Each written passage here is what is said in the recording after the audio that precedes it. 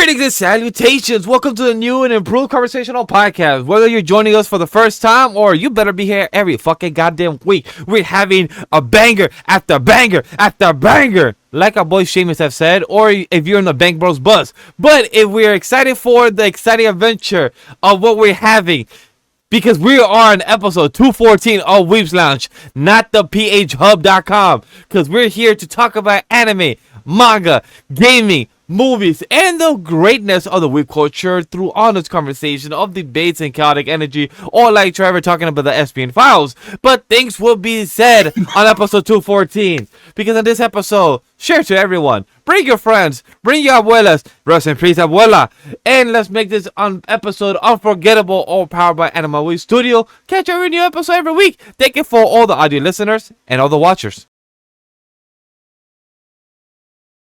It's your boy, Legendary Vaj, from the House of Tempest, your legendary Tranquilito of Latino Heat, of Suavemente, of your three amigos, of your Wheel of Fire, of your Wheel of D, and the Wheel of Strawberries, if you know what I mean. But we're here to talk about episode 214, and I know Watkins has so much to say because he's definitely flabbergasted from these intros that's so off the dome, and he'd be like, wait, you have a script there, what did you wait, what, huh, what did he just say, what? No, so see, Watkins, here's the thing, how did it feel? Here's the thing, much like the book of rules of being a pirate, you know, it's just a bunch of guidelines. That's all that written intro is for. But ladies and gentlemen, boys and girls, and ignorant children of the Isles, what is up and what is good? It is your reigning, defending, undisputed, universal heavyweight champion of the world. That's right, it's Watkins here. I'm gonna be your guide through all the bullshit that is normal media, whether it's anime, manga, YouTube stuff, drama going on, Weebs news, movies, TV, whatever have you. I'm gonna guide you through all that bullshit,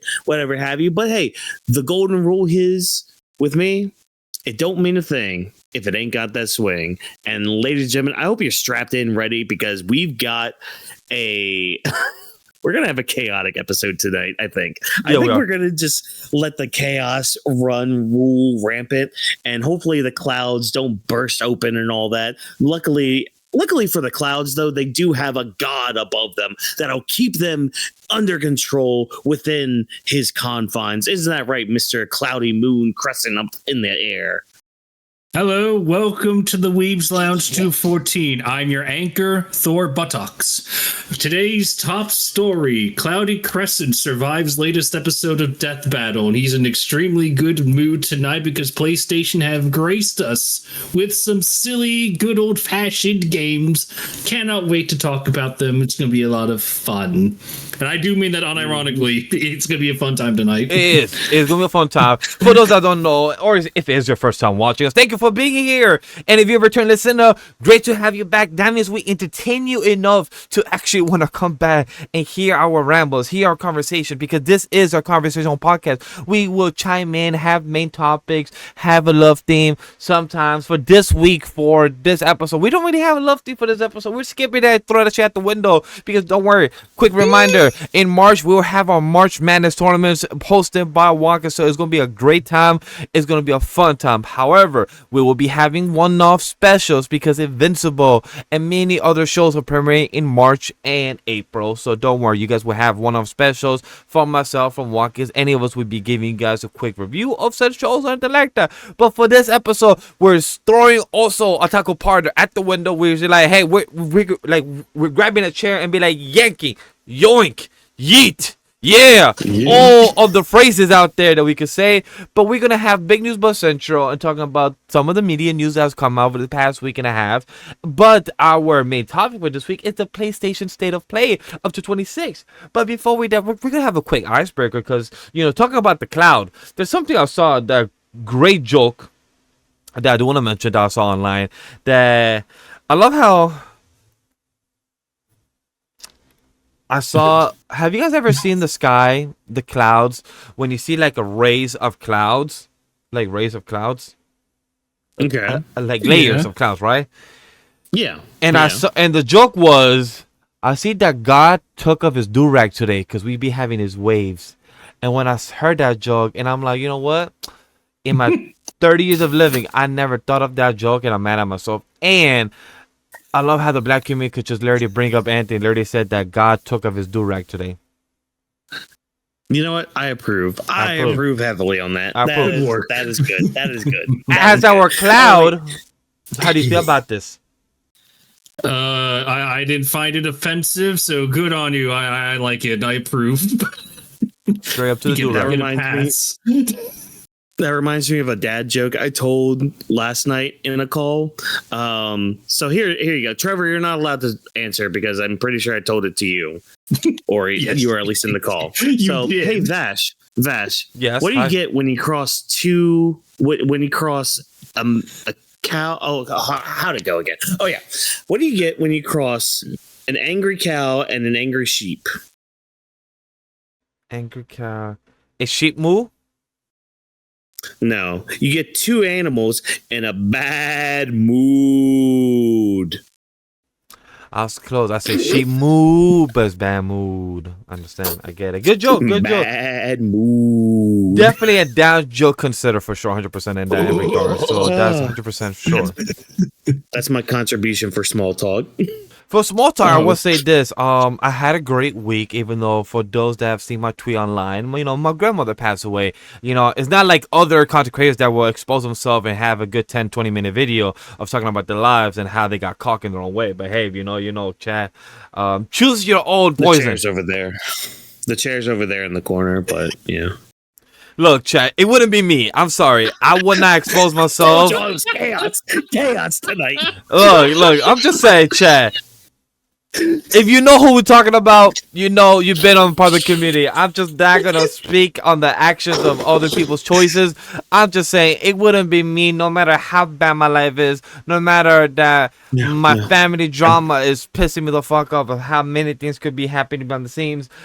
But to actually expose yourself and how your life has been over the past couple of days or year and continue doubling down, hey, like I said, choose your poison. And people are choosing their poison. No, we need to move on. We need to move on before I go off again. Understandable in that regard. No. Other than that, I'll say, hey, love your family members, love your people, and don't get cucked. Right, Trev? Yep, it's Hey, chat. It's been a magical week. You know what? It's been a very magical week. Hey, the snow's finally starting to melt. By the way, I don't know. I agree on that. It is. Hey, it is. Yep. But guess what? On my weather app, it says I'm gonna get snow Monday, Tuesday, Wednesday. So I'm like, great. Yes. Oh, great. Wait. Here's the real thing. Is it above freezing temperatures when that happens? No, it's not. Nah? No, it's not. That's true. That's true. It's not getting. It's not. It is. Sorry. Wait. It is above freezing temperature. So it's not gonna be that. Yeah, you're good. Yeah. So that's a benefit. That's good. A big shout out to Brago from our herd that he had a good reaction towards this information. Yes, he did. So a big shout out to Brago. him. Hey, look, Lego Batman. Hey, I was just gonna share. It's been a fun little week, full of fun, full of God damn it, Walker. So chat, other than that, like I said, love your fan members. It's been a good week. Go check out Assassin's Creed Twitch content from Walken. Yes. Unless he wants to add more, unless he can't hold his laugh, that's a different story. No. Okay, yeah, no, because we need to get off that subject before I just open up the floodgates again. The VODs will be up on the YouTube channel as well. So I've already got part 1 up there. I'm gonna work on getting part 2 and 3 up.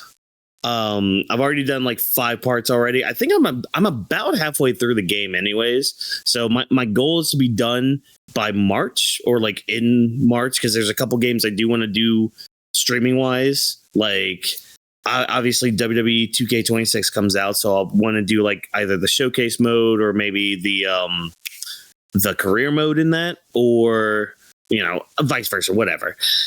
But then Crimson Desert also comes out next month, and that game has so much to it. And I'm just like, I want to stream some of this. I want to play with some people with this. Like, this will be fun as hell. It does look fun. Stand by. A game I do want to add that I also might stream myself this coming week is High on Life 2. It just came out this past Friday, and it got released on Xbox Game Pass. So I highly suggest for anybody, if you guys want to play the first one, want to play the second one, go check out the second one. It's literally free on Game Pass. Free. If I can add Vash. Oh yeah, go ahead. I was about to say, if we're gonna add games to what we could play, I found a new game called Dead as Disco.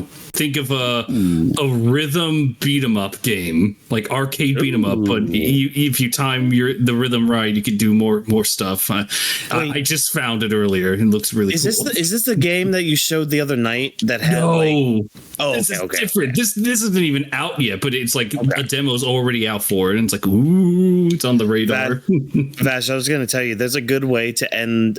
I saw this earlier today. There's a good way to end the game of High on Life 2 in 10 minutes. Yeah, I saw that you shoot the human or something, and then you ended the game. And I was like, wait, okay. What? Nani?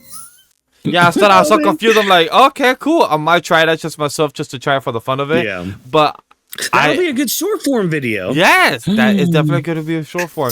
So talking shop right here.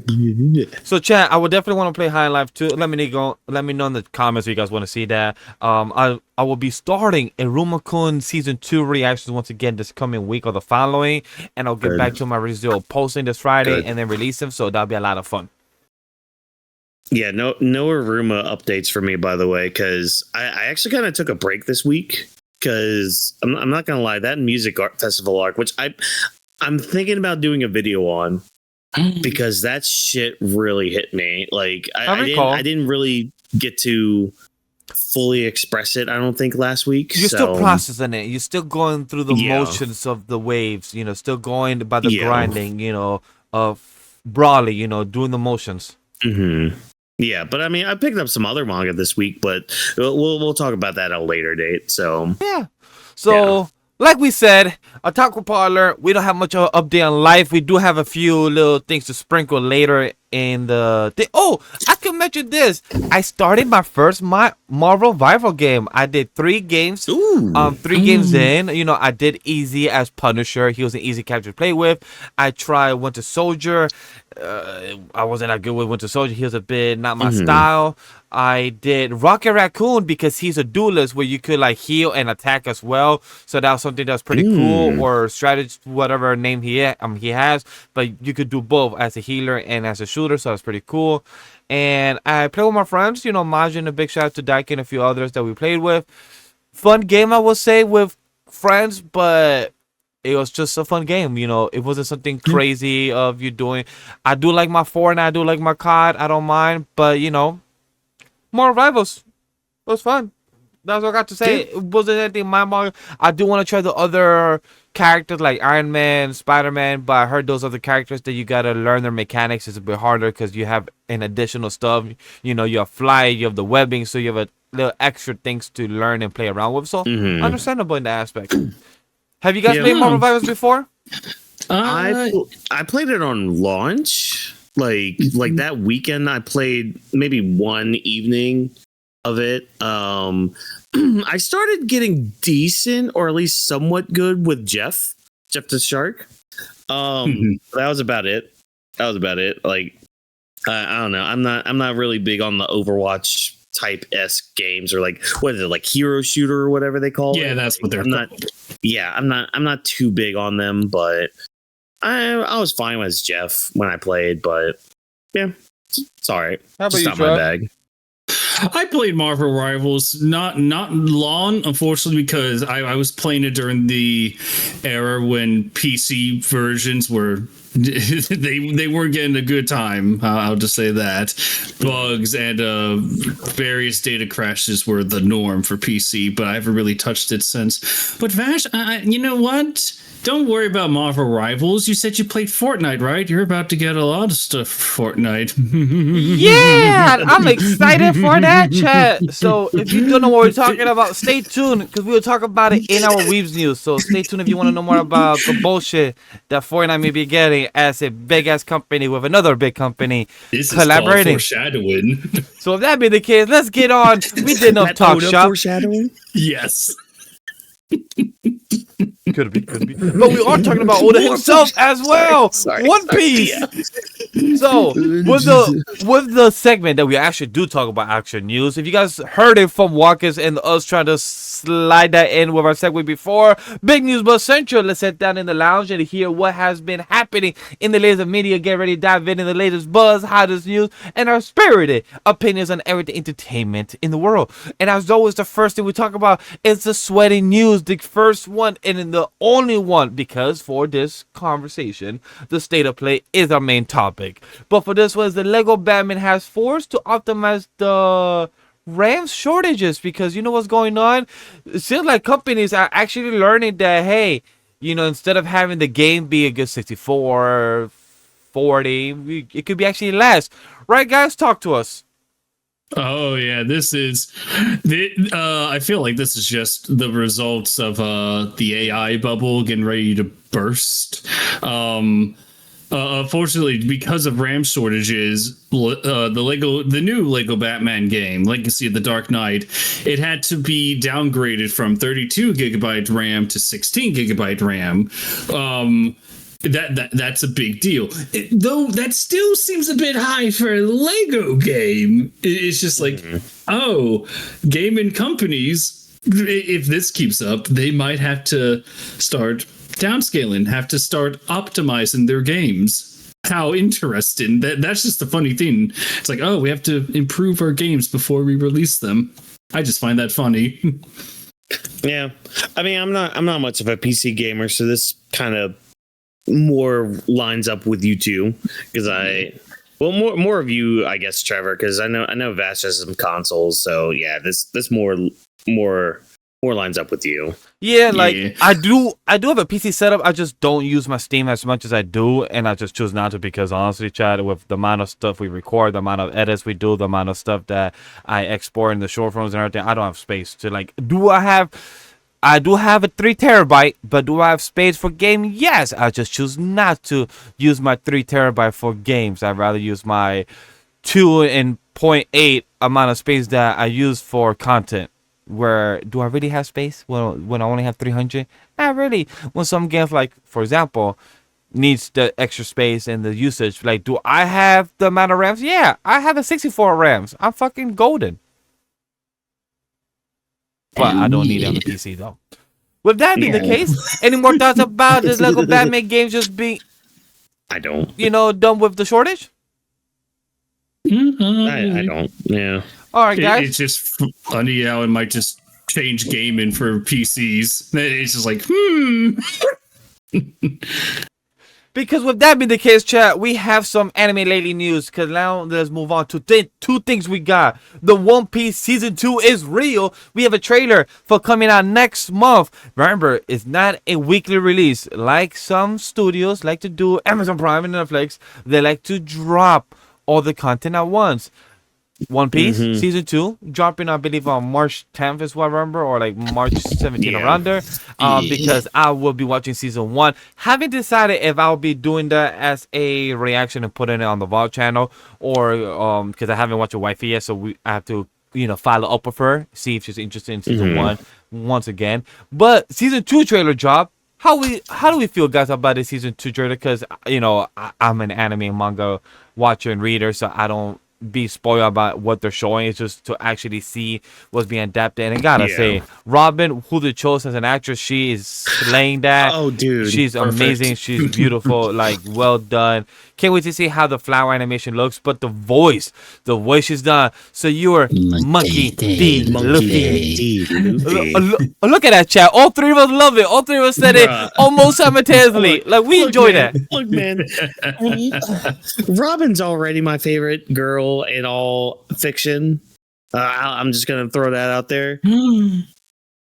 Y'all did good for the live action casting. I'm just gonna leave it at that. Just y'all did good. Thank you. The one thing I'm laughing, actress, for your stuff, is how they're always trying to find a way to throw off Sanji, because I love how people literally screenshot. Wait, in the manga and the anime, Luffy is carrying Nami and Sanji, but in live action, where's Sanji holding him? And I'm like, yeah, I do know this is a trailer. They probably erase him or something. Then they don't want to show him the full thing. Why they might have changed it. They might have just changed it to like Luffy, which again, if they're gonna take creative liberties, fine. Yeah, they have done it already. They have done it already. They've done it already, and it's been fine. At least for me, it's been fine. Yep, exactly. Because like you still get the moment here. Plus, I'm sorry, live action doing that. Like, if the anime can take creative liberties for the absolute worst, we can take the live action adaptations at its best. Yeah. Like, do we really expect Luffy to be carrying Sanji on his mouth in an actual human body? We know Chad's gonna be a fake body being carried. So either A, Luffy just threw Sanji over the cliff and just have him landed there so he could just pick up Nami. Most likely, we don't know. It's a trailer. It's supposed to tease us to actually watch the show of season 2. That's the point. Yeah. So excited. And I mean, I have the trailer playing again right here. It's just like, it looks just as campy and fun as the first season. I don't know, man. I'm so excited. I'm so happy to see this. I'm so happy to just see it here. Whether it's good or bad, I don't care, because at least I'm going to be entertained either way. My only one hope for all of this, and you can call, actually, I'll throw out two hopes in all of this. And we can call this season a success for me. One, keep the bit with Crocus meeting the crew where they go done. Like, please keep that bit at least once. You don't have to do the whole bit, but just keep the first one. The second thing, agree. Keep Ave Maria as the song when Hero dies. Yes. Because that was perfect. I wish One Piece did this more by incorporating classical music into their score, because they did that with Ave Maria there. They did it with New World Symphony. Yeah. Oh my God. They fucking better when Luffy defeats Crocodile. Like, I don't know. Chopper looks good. Chopper looks good. I'm still. I gotta wait to see how Katie Siegel or however you say her name. I need to wait to see how she does as Kureha. Like, just the whole performance. That's my one little gripe here, because again, I know there was Jamie Lee Curtis wanted the role.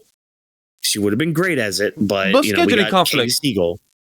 Yeah, scheduling conflicts. They happen and all that, but so. I'm curious with that role. That's the one role I think I'm just like the most like, okay, how are you going to do this? Because like, I'm either going to hear Leela or I'm going to hear what's her face from Married with Children. So please be Leela. So you're making great choices. I also love how I saw the meme. I don't know if you guys saw it. That we have one of the Baroque works, number 11. I think that is the little rat squirrel thing, literally wearing a pajamas, coming out in the house, and you have Sanji ready to throw like a bomb grenade or something. Mr. 13. Thank you. Mr. 13. I said number 11. I was close. With number 13. Close, yeah. And I love the meme that I saw. They said, "Look at the One Piece live action able to do this, but we were not able to have Mushu in the Mulan." And I'm like, well, Disney, you're not wrong in that remark. Won't be live action. It shows when you have adaptation and you don't want to just make money, but also actually adapt the series. You're adapting the way it's supposed to be, and they're doing it. Like, you have Vivi's Butler, so I'm joining at the top of my head. Can you guys correct me? Not Cloudor. Fucking, damn it. You see, Trevor, come on, buddy. Who? I believe in you. Vivi's Butler. Vivi's, the guy with the Igaram. Igaram. Yes, Igaram. Thank you. I love how in the trailer he said, "You should be careful who you trust," and Luffy just straight up eating the whole part. Like, yeah, you're right. Be careful, I trust. Even though you might be shooting us, killing us next. Yeah. And the scene that I want to see done well, because you brought some good points, is Zoro versus the Baroque works. I want to see that scene done well. Yes, Whiskey Pete. Let's go. Just from the trailer alone, I'm like, sold. Looks like, good because they've done really well with like the fight choreography. Yes. Again, there's some campiness to it. I get that. I understand that. But honestly, I would rather them lean into that than be like, oh yeah, we're super serious about all this. Like, oh yeah, he's definitely doing like 3 sword styles. It's like, fuck all that. You're doing a live action anime series. Come on, man. Have fun with it. Exactly. You know, and that's what I loved about season 1 of it. It's just like they know what they're doing. They know that this is an anime. They know that they're adapting an anime into live action. They know that some of it is kind of bullshit.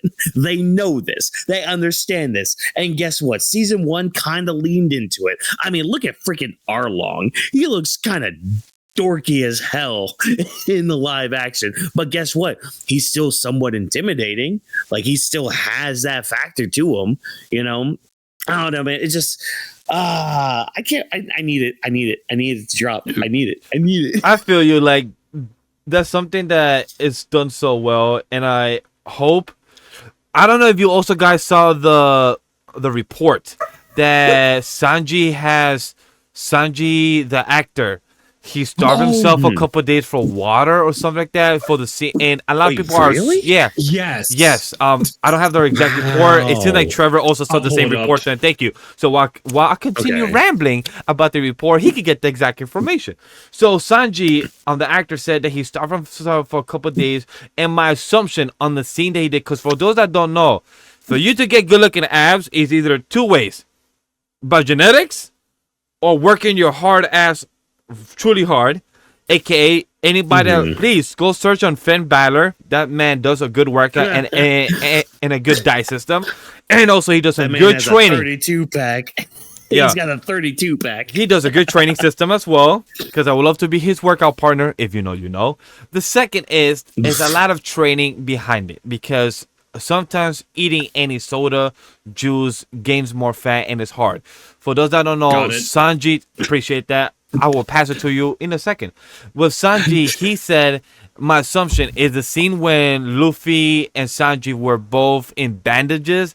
And Sanji, if you guys don't know, he's a lot in his scenes shirtless because, you know, he doesn't use his hands, he uses kicks. So he's usually shirtless, or the shirt of his is kind of, in a way, ripping off. And when you have a good-looking guy like the actor Sanji, you probably would want him shirtless to get the viewers, the scene, the girls, you know, hit that type of fan service. But Trev, what's the exact information? So, according to this little report here, actually, it's not even a report. It's a quote from the actor Taz Skylar. Yes. I didn't drink water for almost 2 days and didn't eat for 3. Yes, the definitely. oxygen mask. There's a picture, by the way, of him just carrying weights with an oxygen mask on. The oxygen mask is keeping me awake so I can keep pumping it up in between takes. One of the most extreme things I've ever done by far for a scene. He's doing it for a scene. And that's, I think, the scene I'm talking about. If you guys saw the trailer, where he was fully in his bandages and just shirtless. Yeah, where they meet Chopper for the first time. Yes. Yeah. And I hope the other scene that they do justice when Luffy and Sanji talks about having him as emergency food. Please. Oh my god, yes. Please. They just chase him around the castle. Yeah. I hope, as campy as it is, I hope they do that. Because Luffy's the one that suggested, like, we should add him to the team, to the gang, to the pirate crew. And Sanji first said, oh, yes, you're right. As emergency ration. It's just, man. Also, you know what? Cheap plug again as well. And Vash, this will also be news for you when this comes around, because I talked to Trevor about this. Kind of lining up with the live action as well. Stay tuned for your world champion, bringing back a certain podcast series, a certain monthly podcast series involving One Piece. Oh, we're doing it? So bring your pieces of 8. bring your pieces of ache because in March the Brethren Court will be meeting yet again. So stay tuned, Chad. for all of that. This is news from me because me and Walker have been speaking about it for a while. So I guess he said, "Hey, we're getting the ship going. We are leaving the dock and we're heading out. We're setting sail. The monthly One Piece podcast will be starting in March. So stay tuned. Stay tuned for when that happens every break week. But hey, that's besides the point. Does anybody have more thoughts for the One Piece live action? If not, we could talk about maybe some possible fan news. All right. I would like to voice my thoughts on this little trailer. Go ahead. It's too late. I adore the trailer very much. It's pretty much everything I wanted to see in a continuation of season 1. And the ultimate victory for me was that I showed my lovely wifey season 1 of One Piece. And I know I've said this before on the show. She adores it. The true test is if I show her the trailer for season 2, even with all the crazy shit in it, like the bird that has 2 little Gatling guns, will she get it? Will she be on board? And she watched it, and it was, I heard audible like, ooh, and oh, Sanji, yeah! She's already very excited for the whole thing. It's like, yep, I cannot wait to watch it with her. I don't see what worries you even had. She got through 2 parts of JoJo's Bizarre Adventure. Like, granted, she still needs to get through some other parts, but you know, she now knows that Dio is actually alive. So yeah, we haven't touched part 3, I think, because of that sole reason. Soon. If you guys don't remember, it's because Watkins dropped that spoiler to her. If you guys don't remember that quick story. No, I made sure. I made sure to keep that a secret. Yeah, it's the opposite. It was the perfect cover where it's like I teased that he was alive ever since she made it to part 2. Watkins came in with the clutch, understanding the bit. He's like, "Oh no, Dio's dead," and it's like, what are you talking about? Watkins, why would you say that? Now my whole bit for thinking that Dio was alive is dead. I can't believe you did this. Cut to, what was it, 5 months ago, 7? Yeah. Where about we get through part 2. Dio's coffin rises. We are recording her reaction, and she stared right at us as she finally figured out Dio was alive, and we've been bamboozling her for a whole year. The gaslight was real. I believe I did the same thing to wifey about Ace, because my wife is now part of the anime manga community. So my wife said, "Oh, Ace is gonna be alive, right?" I'm like, "Yeah, of course." And then because I always try to skip the opening and the title card, because you know sometimes the title card in One Piece be literally full like the tragic story of Ace's death. I'm like, bitch, what? So I try to especially the title card. Like okay, what One Piece openings were fine until the time skip. Yeah. Like, after the time skip, they're just like, okay, yeah, here's everything. But no, like they were relatively safe before then. But yeah, no, until the title cards came out, it's just like Ace's death on the battlefield. It's like, why would you say that? So my wife was not spoiled about that for many years. And it was very hilarious about that chat because my wife is not an anime fan. Like she's truly watching because of me. She watches a lot of TV shows, like way more than me, but it's usually the same genre, cop shows, murder mystery type of thing, and everything like that. But her not finding out the Ace thing, purely enjoyment, and I felt bad for her because it's like she actually teardropped. Like, I get it, babe. I've cried every time I've watched this scene and everything, so it's truly understandable. We felt this pain since like 2010 in the manga and the anime, so I get it. Yeah. But Trev, any more thoughts about this? No, I'm good. I got to voice my love for this little trailer. I cannot wait for this. Stay tuned next month when we be like, oh my god, this shit was ass. Yeah, stay tuned next month when we actually talk about season 1, because we have never done it for Weebs Lounge / Anime League podcast, because I will be watching it by then. So stay tuned. I guess to answer your question too, highly recommend doing, if you're able to, at least doing short form reactions to it. So, because there's somebody I've been following like on TikTok that's been doing short form reactions to it. Been doing pretty good. So, Okay. you know, the Sanji live action scene, especially like the flashback. Oh God, they actually go in with it. They go in with it. I'll definitely check it for Unlike the anime. I can't wait to see how that goes for that regard, because I might want to do a VOD just to have it, just for my memory to look back on it, but also have to see how YouTube copyright is for like a Netflix type of reaction is. So I got to see how that goes. But you guys heard it here. The One Piece is real in 3 more weeks that you get for season 2.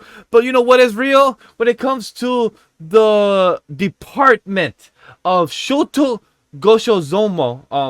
Goshozono, I think I pronounced it, my apologies. Or, like some people call it for short, Gosso have left MAPPA and JJK project after Core 1 of the Culling Games of JJK has ended, and he will not be returning for Core 2 because this was part of his contract. It was part of what he was already established for JJK. So he will be leaving before the ending of the show, meaning the ending of the search, because the Culling Game will be having one more arc, and then one more season after that, the Gojo vs Sukuna, or the wrapping story of Sukuna in that arc. So if you guys already know, that's like the wrapping up of the story. But the current rumor is that he was spotted in Paris over this past week, that he may be joining with Illumination Studio, or maybe Riot Studio, who's part of Arcane. So that's most likely the high possible chance in that regard. So it's pretty interesting where we might be going for that. How do you guys feel about this? Have you guys watched JJK season 1 and 2 to see what everything's about? This is all for walk-ins. I'm not familiar with that anime at all. I haven't gotten around to like watching season 2. Like I watched some of it. I know it covers the Shibuya incident. Like I've read the manga, so I know what happens and all that. So I just haven't gotten around to actually seeing. Like I've seen the clips and all that always go around during this time. Same, kind of the same with season 3, except I refuse to watch the Zenin Clan massacre because I really want to watch that episode because I know it's gonna be like, I know it's gonna be peak. I know it is. So I'm like, whenever I see a clip from that episode, I'm just like, nope. And I know they went full Kill Bill on it too. I know they did because people were saying that they did. I'm just like, okay, nah. But also as a side note, Trevor, I think you would actually fuck with JJK. There's a lot of Tagashi references between a lot. Between like Yu Yu Hakusho and Hunter x Hunter. I know you haven't read or watched Hunter x Hunter, or at least a bunch of it, but there are some Tagashi influences sprinkled throughout. Even Bleach influences too. Like I think I mentioned it to you before with like domain expansions basically being the Bankai. Exactly. Yeah, exactly. So yeah, when it comes to season 3, I haven't watched any of it yet. But yeah, I mean, if he was only contracted to do Core 1, all right, cool, neat, awesome, fantastic. But it is going to be interesting because like whenever you have a change of directors, sometimes you definitely have a change of how a series or a movie series, perchance. And there's a good segue to this that I'm going to make with it. But there's a good way of like seeing how things change. So, for example, the biggest example I have is Star Wars. Look at how the sequel series happened. The sequel trilogy. Just gonna leave it at that. Just you had multiple directors that did things. Things changed. Things were brought to the table. Ideas were had. Some good, some bad, some mediocre at best. Hopefully, the person who takes up Core 2 of the Culling Games is able to capitalize on what Gosso leaves behind for this first core. I need to revisit the manga to see where this first core is actually going to end, because the Culling Games is kind of a weird arc, because it's like There's a lot of action in it, but it's also spread across like a lot of chapters as well. So like I think it's like 5 chapters can be like a fight or something, like a single fight. But like you have Sukuna and Gojo, which is like a huge fight. That's like what, 10, 15 chapters? I believe so. Yeah, it's something like that. Like it's long. So it all depends on what the vision of the new director is going to be. If he sees things the way Gosso did or anything. I mean, good for him to like joining Illumination or Right. Was it the Arcane Studio? Yeah, Riot. Yeah, it'll be interesting. Especially that Arcane Studio. Like that'll be interesting to see like what direction he takes some things, like especially this new series that they might be working on. Yeah. Yeah, I mean, again, I need to actually like sit down and watch season 3. I mean, I need to watch season 2 too, but yeah. So to add about this, because like you said, you haven't watched season 2. Because you've been binging it. Thank you for that transition. I did binge season 2. Hey. You guys could hear my conversation next week on off the bench, or next week when we do our taco parlor. I could repeat it, but season 2, fucking phenomenal. Season 2, the pure, like I could say, MAPPA shows which series they love, aka Fearing, JJK, Chainsaw Man. Like MAPPA knows how to pick and choose. Wait, MAPPA's doing Fearing? I believe they did. Are they? Hold on, let me double check. I have it right here. I didn't know that. Sorry, my apologies. That's Madhouse. That's Madhouse. Okay. So yeah. Okay. So, I was just like, wait, I didn't know they were doing Fearing. Nah, like what? So yeah.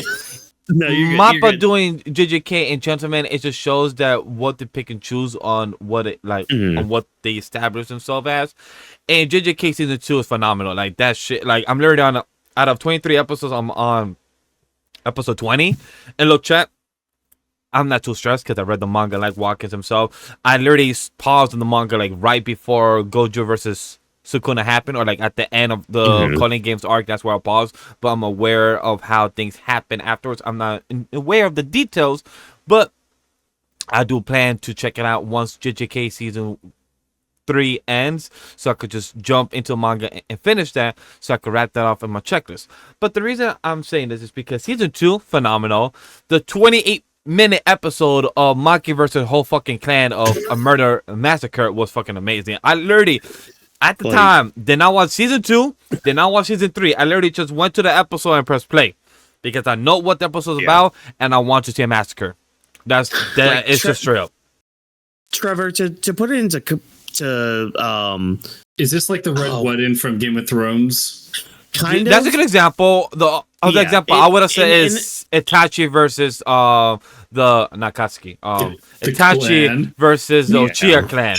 It's literally like that, but you see the murder. You see the actual murder, not the like off-panel murder. You don't see the little quick side screen that both the parents know. You see murder on top of murder on top of murder on top of murder on top of murder and murder and murder and murder. Like every cousin and uncle and aunt got murdered in Zenin clan. Literally every offspring of Zenin clan blood got murdered type of shit. That's how much you got. Red Uchiha Wedding. Got it. Yes. Red Uchiha Wedding. That's a good comparison. It was really well done. It sucks that Gosso is leaving MAPPA / JJK, but people leave projects. It's not the worst thing. It just depends what happened next. As a good example that Walker's brother when it comes to Star Wars, the other example I would say is the MHA one for anybody that's a fan of the first 3 seasons up to Overhaul arc like me. Love season 1, love season 2, love season 3. Never saw season 4, 5, 6 until season 7 and 8. From many fans, I heard, got a lot better. It got, the greatness of MHA happened. So, like, the good example that Watkins brought up, Star Wars, the example I said, My Hero Academia, you have your pros and cons for it. You can pick and choose how the direction could go. Or, like the examples we said, Star Wars, MHA, it could start good in the beginning, get rock in the middle, and then get good in the end. You can pick and choose your poison. Well, especially with MHA, like, I mean, I know that it's kind of a different realm, but it's kind of very similar to it in a way. Like, we even saw it in the manga with MHA, with, like, the the change of editors Yes. too, because like And that there's is a lot definitely of the difference. editor changes, especially during like the Dark Deku arc, going into like MVA, the raid on like the Villain Association and all that. Like, yeah, that you could see a lot of changes just in change of guard and all that, but. Yeah. But again, you know, Trevor, I would actually recommend you like read or watch JJK. I think it would be something up your alley a little bit. I do agree. You will love the And meat. it's not the first time I've done that either. It's not the first time I've recommended it to you. I know it's Intriguing. I love how Trevor's What snickering is like, this? maybe you have, maybe you haven't. You will only tell and find out. Who knows? Yeah. I'm about to pop off on this next section, though. No, I'm about to. Oh, yes. I'm about to Yes. pop off. So, I'm chat. about to pop off, Favorites. bitch. So, chat, we have a Weebs News. We'll move on for our Anime Lady section to the Weebs News. And you guys have heard, hey, we are AniMa W3 Studio Company. We haven't produced any of our content yet of original content of original project or animation. However, it seems like we're not the only ones that's starting out of the woodwork. I'm going to pass this to Watkins and Trek because it seems like they're more excited to talk about this than me. So, Watkins, start the floor then. Oh my god, no. I'm gonna start it by how I started this section in written form in our document. Real animation is coming back. Let me tell you. Okay, so first off, Matt Braley is out of all okay, so like on top of the other drama that was going on Friday, we got tons of news about like cartoons and animation projects, like not only going on to certain streaming sites, which we'll talk about here in a little bit, but also certain people starting up their own animation studios on top of Glitch animation studios, like adding more things, being greenlit and all that. So first off, Matt Braley, the creator of Amphibia, Yes. Amphibia says, I am starting a studio. We are small and scrappy and have no money. Why am I doing this? Because the only ones who can protect art are the ones who value it. Disney using AI? Yuck. Netflix buying WB? Also yuck. In 10 years, what is even going to be left? So, yeah, Matt Braley's not only starting a new animation studio, but Matt Braley has a series coming out known as Clara and the Below, which is apparently a darker take on the Nutcracker. Which Oh, yeah, dude. interesting. So it's going to be crowdfunded. So they're going to start like doing a crowdfunding thing for it, which starts on March 13th. So once that link goes live, I want to start putting it like in our descriptions and all that, so that way we can start kind of promoting that a little bit. Yes. Because Amphibia is one of my favorite stories I've witnessed or watched and all that. Go on. It should be mentioned that out of the big three, the Gravity Falls, Owl House, and Amphibia, it's funny because between you, me, and Miles, or Edens, I should say, Amphibia has been like my favorite of the shows by far. I fucking wept at the end, and you were there for that, motherfucker. I was always aware of these shows like the Owl House, Gravity Falls, but I've never actually seen them. Like I've actually never highly recommend, especially Amphibia. It's so I know good. of it. I just never said like I miss this gap of great shows like the Owl House, Amphibian, Gravity Falls, Adventure Time. What was the other one that's what was this other one? Amphibia? Did you say Amphibia? No. We were just talking how Amphibia was really good. Okay. Yes, but also like shows that I missed highly recommend during those. that time of animation that was big, like the Owl House, Gravity Falls, Amphibian, Adventure Time. There's another one that I can't remember off the top of my head from Cartoon Network. Like, but those are shows that I missed that I do need to take the time and go check it out. I trust Matt Braley wholeheartedly. Yeah. If he made Amphibia that fucking good, and that was like a passion project that translated to Disney, now this is all him. Bring it on. I trust him. I trust his studio.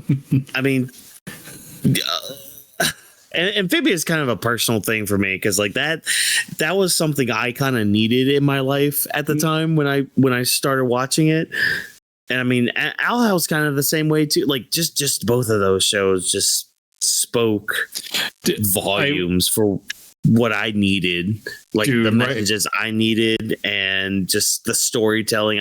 And again, like with the limitations, especially Owl House, like season 1 of Owl House, like the like what was it, like the first 10 episodes of season 1 of Owl House, like where it was just like, oh yeah, Disney's gonna be heavily influenced on all this. It's just like you're giving us good stuff, but it's just like we can feel that there's something behind it that's trying to get out, that's not able to get out. And I want to say it's like episode 15, things with Owl House just like skyrocketing. You're just like, oh, this is what we've been needing. This is what we've been wanting. Okay, cool, great. Thanks, Disney for getting in the way of everything. I was also just explaining before you muted. I was explaining how impactful Amphibia was to the both of us because we were sitting there during the whole finale, just weeping. I still have not gone back to rewatch Amphibia because of that. I know. I think what have I? Well, no, correction. I've rewatched Amphibia up to like episode I think 15 of season 3. You can't do the finale again. I get it. Oh, so there's 3 seasons. Yeah, there's 3 seasons of it. I'm even starting to get teary eyed right now just thinking about like I just can't, man. Like even just the season finale of season 1 gets me. Like, oh wow. Yeah, that's what is it, like 2 gets you heavy too. It's so good. Actually, you need to watch Amphibia, man. You need to watch all of it. Out of that's something we can make time for in the future. Out of everything we recommend, even One Piece shit, watch Amphibia. It even has its own live and learn there. But talking about this, we should also be aware that on this project, the Owl House long-lived King graphic novel is also coming out September the 29th, being involved. Yahoo! Oh boy! Like I love how this takes place between like the ending of Owl House, like in between all that, like between like the ending of like the final fight and final battle and all that to like the end part, like the last like 5 minutes or whatever. Like again, it's like one of those like end of Z kind of things where it's just like, okay, this takes place between Boo and end of Z. That's where like this Owl House thing. Now, this is one of those things where I do trust the artist in this because apparently this involves like losing some of her memories. So it like sounds like this definitely sounds like a story where you don't need any villains. It's just like we want to bridge and expand some ideas that probably didn't make it to the show, and hey, this could be the way to do it. Yeah, I mean that's the thing. It involves King, exactly, King and the Titans, like, and then Lou's just having amnesia. I mean that again, I trust Dana Terrace with that. Like Dana Terrace has at least proven that they can do a good series, even with like the Disney execs being like, "Oh, do this, do that, yeah," like and all that. And dude, I haven't even gotten to the fact that we're getting Knights of Guinevere now. Yes, that's not greenlit. Oh. Hell yeah! No lie. Like, so. When I see this poster of the Long Live the King, it reminds me of who just appeared this past Friday, Excalibur.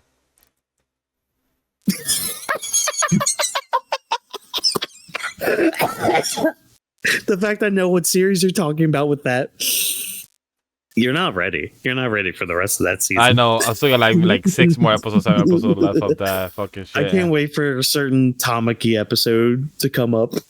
Let me know when it drops the event. I can make a reaction for it because I would. It should be soon.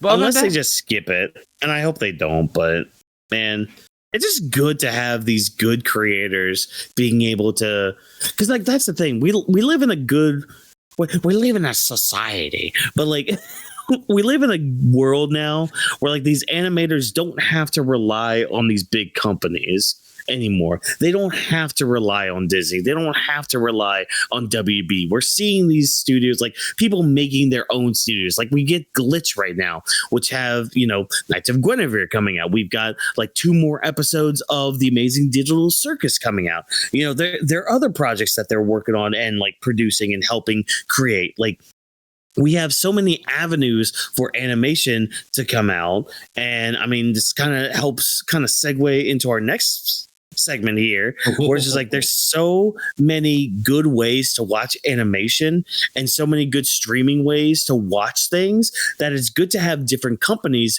rather than like HBO Max or Netflix trying to monopolize everything. Whereas we have Tubi now, which is saving cartoons such as, what is it, like all these Scooby-Doo things, all these other like animated things. Like, hold on, I need to go to the full, because the list is long. Like, it's long. I don't even remember like it's even existing. Like, literally I remember Adam Ant. It's everything from Cartoon Network and almost everything from Jetix, everything from Boomerang. Like we have everything. We have Captain Planet. We have Ben 10 the Original. We have Freakazoid. We have Mad. We have Mucha Lucha. If you guys are Weebs of the Ring fans, you know that we have brought that up sometimes. We also have the 13 Ghosts of Scooby-Doo. We have Tasmania. We have Supernatural, the anime series. If you forgot if that existed, yes, it did. We also have fucking Shaolin Showdown. I used to watch this as a religion. On my Yellow Monks, yes. Wacky Race. Wait, there was a 2017 Wacky Yes, Races. not many people. Not many people know about that. Not many people know about that one. It's all right. It's all right. And the Adventures of Johnny Quest. Like, there's so many great choices. Things they have. They have like Tiny Toons. Yep. They have all the versions of the Looney Tunes. Elevator go up. Elevator go down the hole. Yeah, there's a lot. There's some really old Hanna-Barbera stuff in there as well. It's Tubi has now become the treasure trove of like older cartoons. And hopefully they just add more stuff. The list isn't complete, Tubi. Put in the Laugh Olympics. I fucking beg you. That's please. something that's so great about Tubi that a lot of people thought that was an underwhelming company. It was like, oh, it has ads. Bro, it's literally like a streaming service that's free and that literally have 2-minute ads, and it gives you a countdown. Oh, you can literally step out and go to the bathroom and come back like you used to back in the day. Guys, if and to all the audience members, if you have an ad blocker or if you use Opera GX, you don't have any ads. Just saying, dude. They have Pinky, Elmira, and the Brain. I cannot wait. I will be watching everything. It's great. Hong Kong Fu. No, yes, Hong Kong Fooey. Let's fucking go. Yeah, Crypto the Super Dog. No, you have no idea. That took me back to like being a child, going to my grandma's house, going into like her bedroom while like all the adults are in the den area being adults and all that, but me being a kid going into her bedroom, putting on Cartoon Network. Oh, look, it's Hong Kong Fooey. Yeah, let me just jump into this freaking I'm most excited for the Wacky Races, the old one. I'm so excited. I'm waiting for them to add. I'm waiting for them to add what's new Scooby-Doo version, because I don't see it there. So I'm sure they're gonna probably add it sometime. By the way, big shout out to Scooby-Doo Mystery Incorporated. That I think that came out like late 2000s, 2018 around there when they, or 2015, and that was a good concept. Like what they tried to do with that show. A big shout out to Simple Plan for their song of What's New Scooby-Doo. I'm sure a lot of people know of it. I never would have thought exactly what Travis Verdi, singing in his little mumbling right there. You love it. I still listen to it. I pump it up. I wish that song was louder and longer. I need to hear them do it live. I don't know if anybody saw that they had a actual little boy dressed up as Scooby in the outfit and had him come up on stage. His parents brought him up there and everything, and it was so cute, so wholesome. Just them singing the song, and the little boy is just dancing as Scooby and everything. It's really adorable, really wholesome. But congrats to Tubi. You might be getting a lot more subscribers in the next 2-3 weeks, while people are gonna have some type of background noise or white noise as a lot of animation in the background, or people might be binging Ben 10, the original classic series. Oh yeah, good work, Tubi. You've done well. Maybe I can understand the hype behind Ben 10. Oh my wow, I have to kill you. The song's amazing too. The song, the original shit. So many fucking references. Look. I'll say this: Ben Tennyson is literally Peter Parker. Just think of him like that. I remember the first series of Ben 10, but that was around my exodus of animated shit. Yeah. Where I'm just like, cartoons. Bleh. Makes sense. But if nobody got no more thoughts about cartoons, let's talk about some live action stuff. Let's talk about stuff that has real people, some black and white, so maybe new pizzerias, so maybe some places being hunted around. We have the Scrubs revival trailer coming to Hulu this coming weekend. No, next week and a half by the time you guys are watching this recording. Yeah. The February 25th Scrubs revival. How do we feel about this? Are we Scrubs fans? Are you guys Scrubs fans? Because I am. Yeah. No. I like me some Scrubs. I do. Play me some nasty. I never watched like the later seasons because I heard like the last season was just kind of eh. Well, you don't need to watch the last season because the last season they tried to make a spinoff of that, so that's why. Yeah. So people say, for example, I think it's 8 seasons. Season 7 is taking the last season of the last episode, and then season 8 they try to introduce new characters and try to make a spin-off out of that, and it didn't succeed well. Yeah, I mean, I do like me some Scrubs. I'm glad Dr. Cox is going to be here. Yeah, same here. I got the trailer still going, like just on loop right here. I mean, it looks like the comedy's there as long as the heart's there. That's all I care about. You know, like a lot like the King of the Hill revival that came out last year. As long as the heart is in there within this revival or reboot or whatever, I'm fine with it. But like just based off the trailer, I could see some of it there. So I'm just like, all right, you know what? I'm for what's about to happen here. Same here. I'm okay with this. It's something that I enjoy. I can't wait to see how it comes out. I will talk about it. I'll probably do a short form content when it comes to that. Trev, got any remarks for this?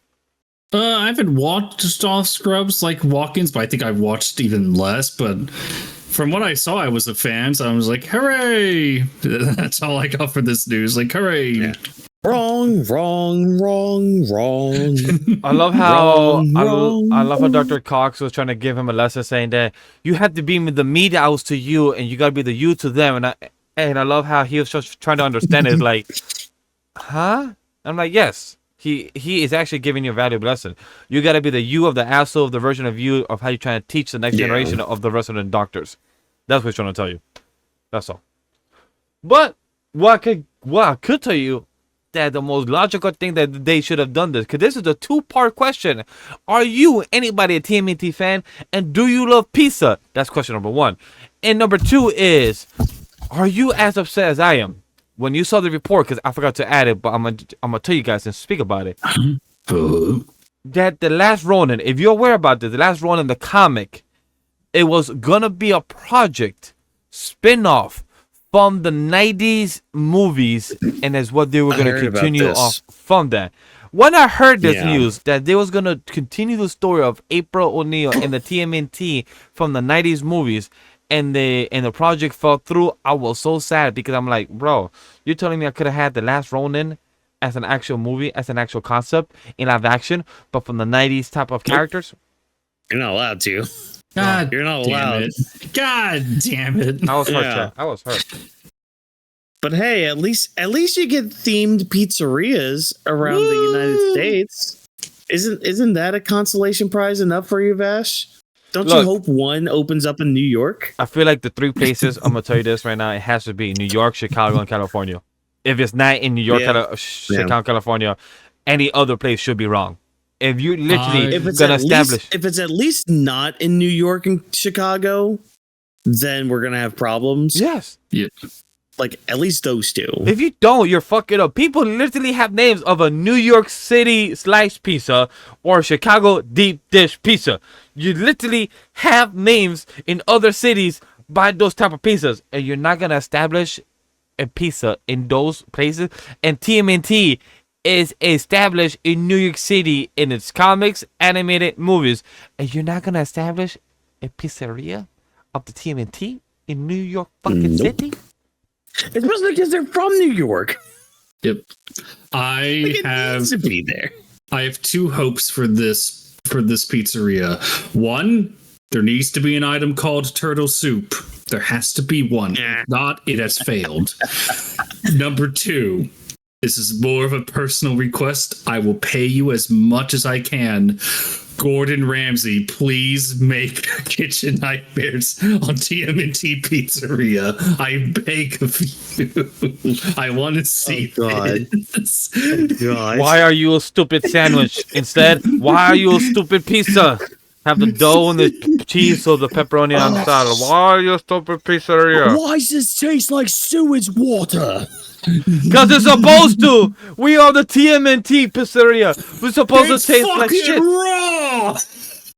It's fucking wet. Why is there Why a is cockroach on my pizza? Why is the chef Ratatouille? Oh my God, why is there rats in here? Because then they're chefs. Yes, chef. God. Yes, chef. Look, I'm going to let these two handle the next news segment because daddy's got to make a pee-pee. Okay. Ew. Chat. On that news, fuck we should be we talking do about. I'm like, how do I use that transition? I don't know. Segue. I'm like, how do I use the segue? I'm gonna just be like, hey, chat.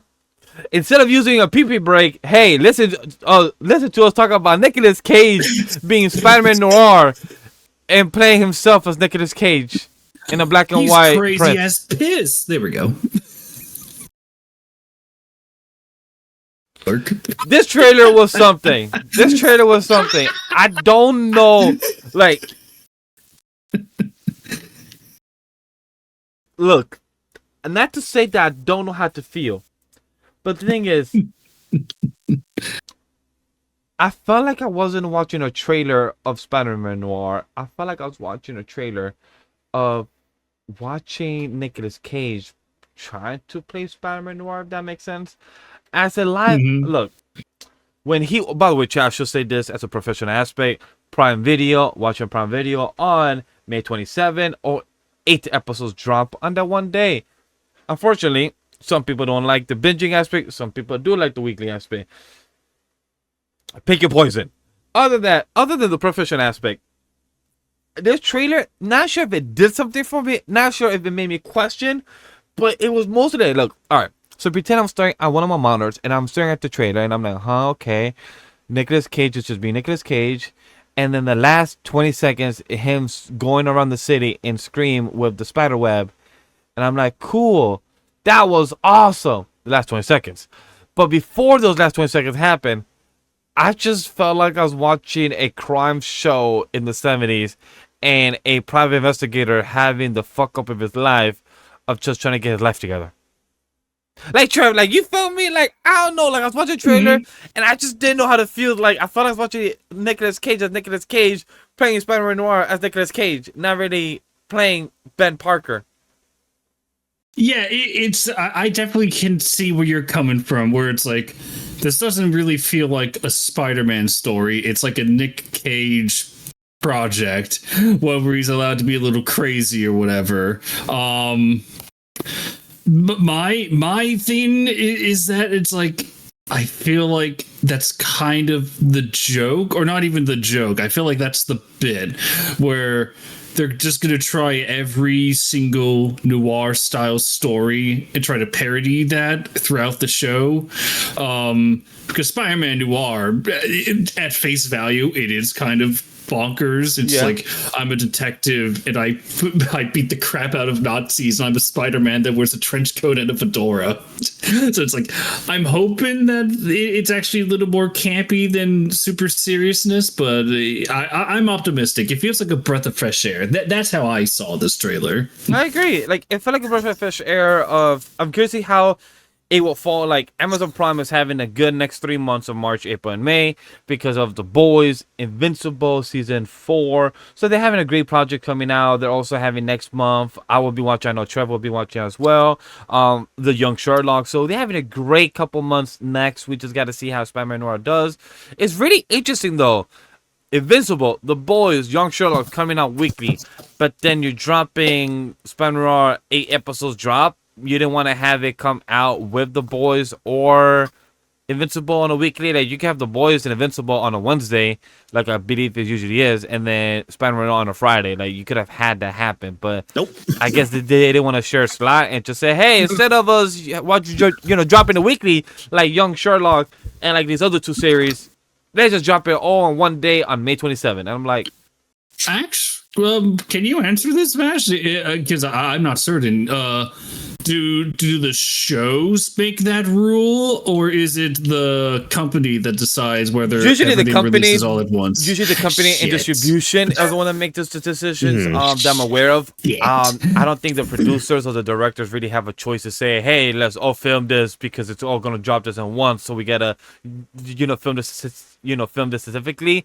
They don't really get told that. Like, probably the writers and producers get told, but they have nothing under control because they're the one that make this say, hey, you shot all this, great job, but instead of us dropping a week, we're gonna drop in 8, within one day. It's not really their choice to say yes or no. Because that was going to be my follow-up question, was like, do they make that decision before or after they shoot? That part, it depends on the company themselves. Yeah. Which, man, I don't know. Like, I wish we had weekly releases for some of these things. Like, Spider Noir would be great on a weekly release. That would be fun to talk about on a weekly. I mean, it's freaking Nicolas Cage as Spider-Man, like, in a noir style. And I love how we're getting 2 different versions. The right way to watch it and the wrong way to watch it, where the right way is going to be in the black and white version. Because like it kind of ties in, and I think it was him that said this in an interview, because he had seen Godzilla -1 in Japan when it was like in color and all that, but then he watched it again when they came out with like the minus color version with no like color in it at all. And it's just like, oh yeah, no, that is the definitive version. And I'm just like, oh, I wonder if that led into the decision to have Spider Noir be in either black and white or color for you to watch, which I plan on watching this in black and white. I don't know about you guys. Like, I mean, it's Spider Noir. You kind of have to watch it that way. Yeah, it's the same thing that Zack Snyder did for his, 4-hour director cut. He did black and white, and then he did color in his original version.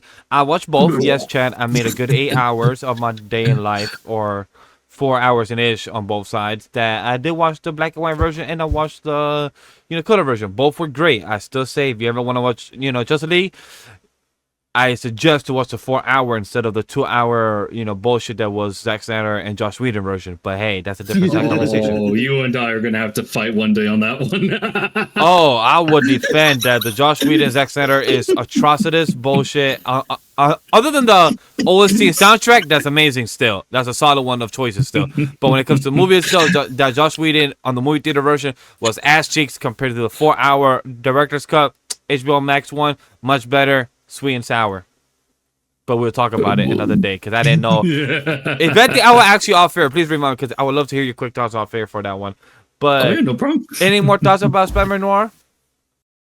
I hope there's a scene where he takes out a match and see if he can get the flame to reach his fingertips. I hope so. No, I'm looking forward to watching it. I think it, out of anything, I'm looking more forward to covering it on here. I think that's what I'm really looking forward to the most. Because, I mean, it's Nicolas Cage.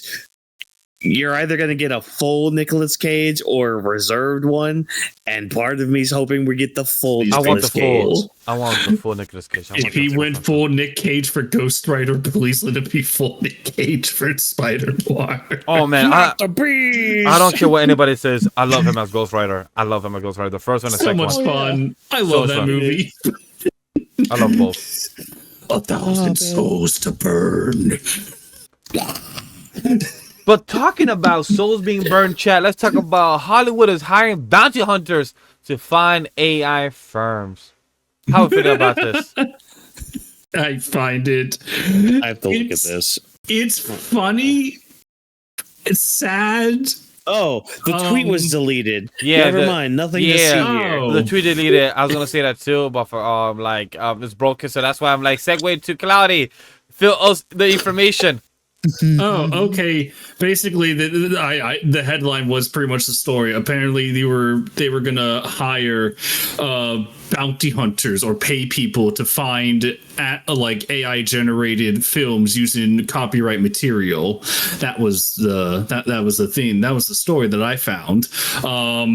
If they deleted it, now I know if it's false. I don't know. But at the same time, that kind of does sound like something that they would do. Well, It feels like...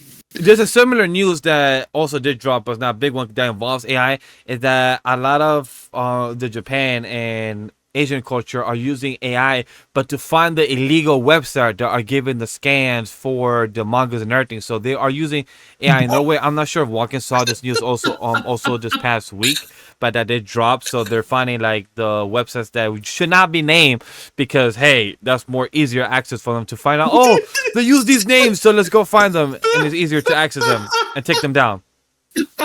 Just stop, guys. Sorry, I got distracted by John Moxley and Takeshita on Twitter. Oh, I saw that too.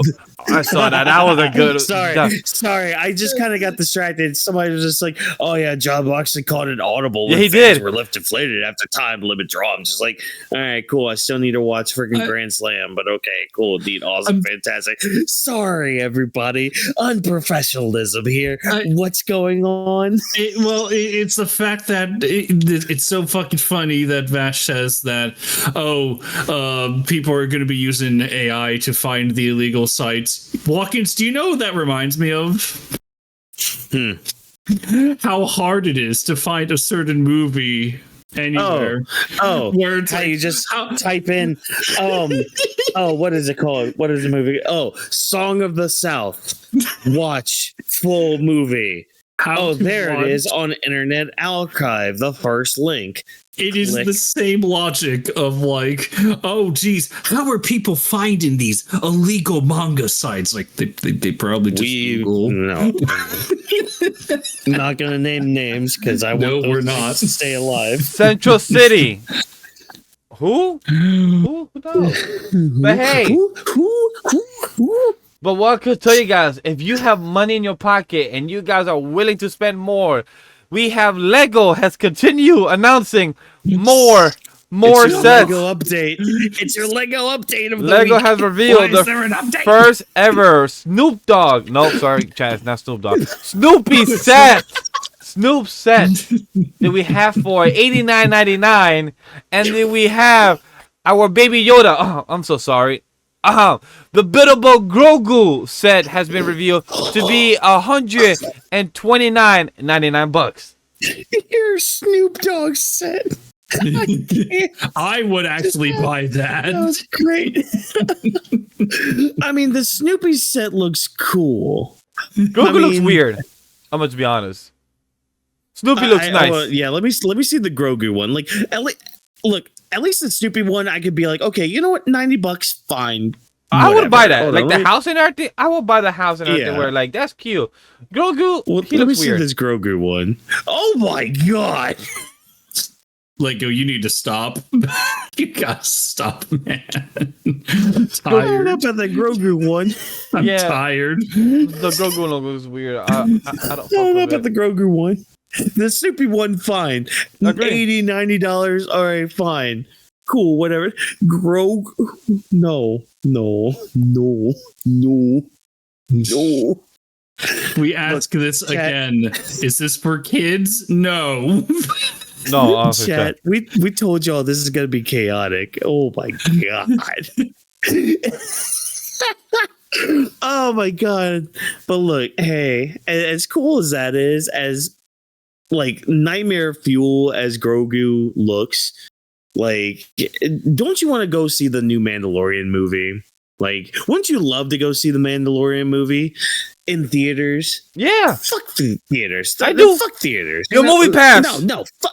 Fuck your movie pass. Fuck your like Alamo Draft House things. Nah, you don't want to go see those things in a movie theater. Don't you want to be your created character, or your custom character, or like, you could be Deku, you could be Bakugo, you could be one of the Red Rangers, you could be freaking Peter Griffin or John Homer Wick. Simpson. Don't you be one John Wick? You could be one of those people and watch the new Mandalorian movie, right? Right? Don't you want to do that? There's only one place you could do that, and that's in Fortnite. Because, hey, apparently Fortnite might be the new place to watch movies straight from Disney. Isn't that right, Trevor? It hasn't even been a fucking week. And we've already gone down the deep end, ladies and gentlemen. It hasn't been 1 week. Ladies and gentlemen, welcome to the portion of the podcast known as Trevor Discusses Disney. Yeah. Trevor, Hasn't even been a week. tell us the glory that is Disney. Glory. When I saw this news on the docket, I'm like, I knew Trev brought it up. I knew it's Trev. He loves to have his little moments, his rap moments when it comes to Disney. Like, stop fucking shit up. I will fucking stop it. And when I saw that, I'm like, Fortnite, huh? And I love how he was on the call, me questioning on the document, and then he's like, yes, that's real. And I'm just like, It's real. but why? I don't know. People are still on board with him, by the way. Everyone is still on board with Daddy Josh being the new CEO.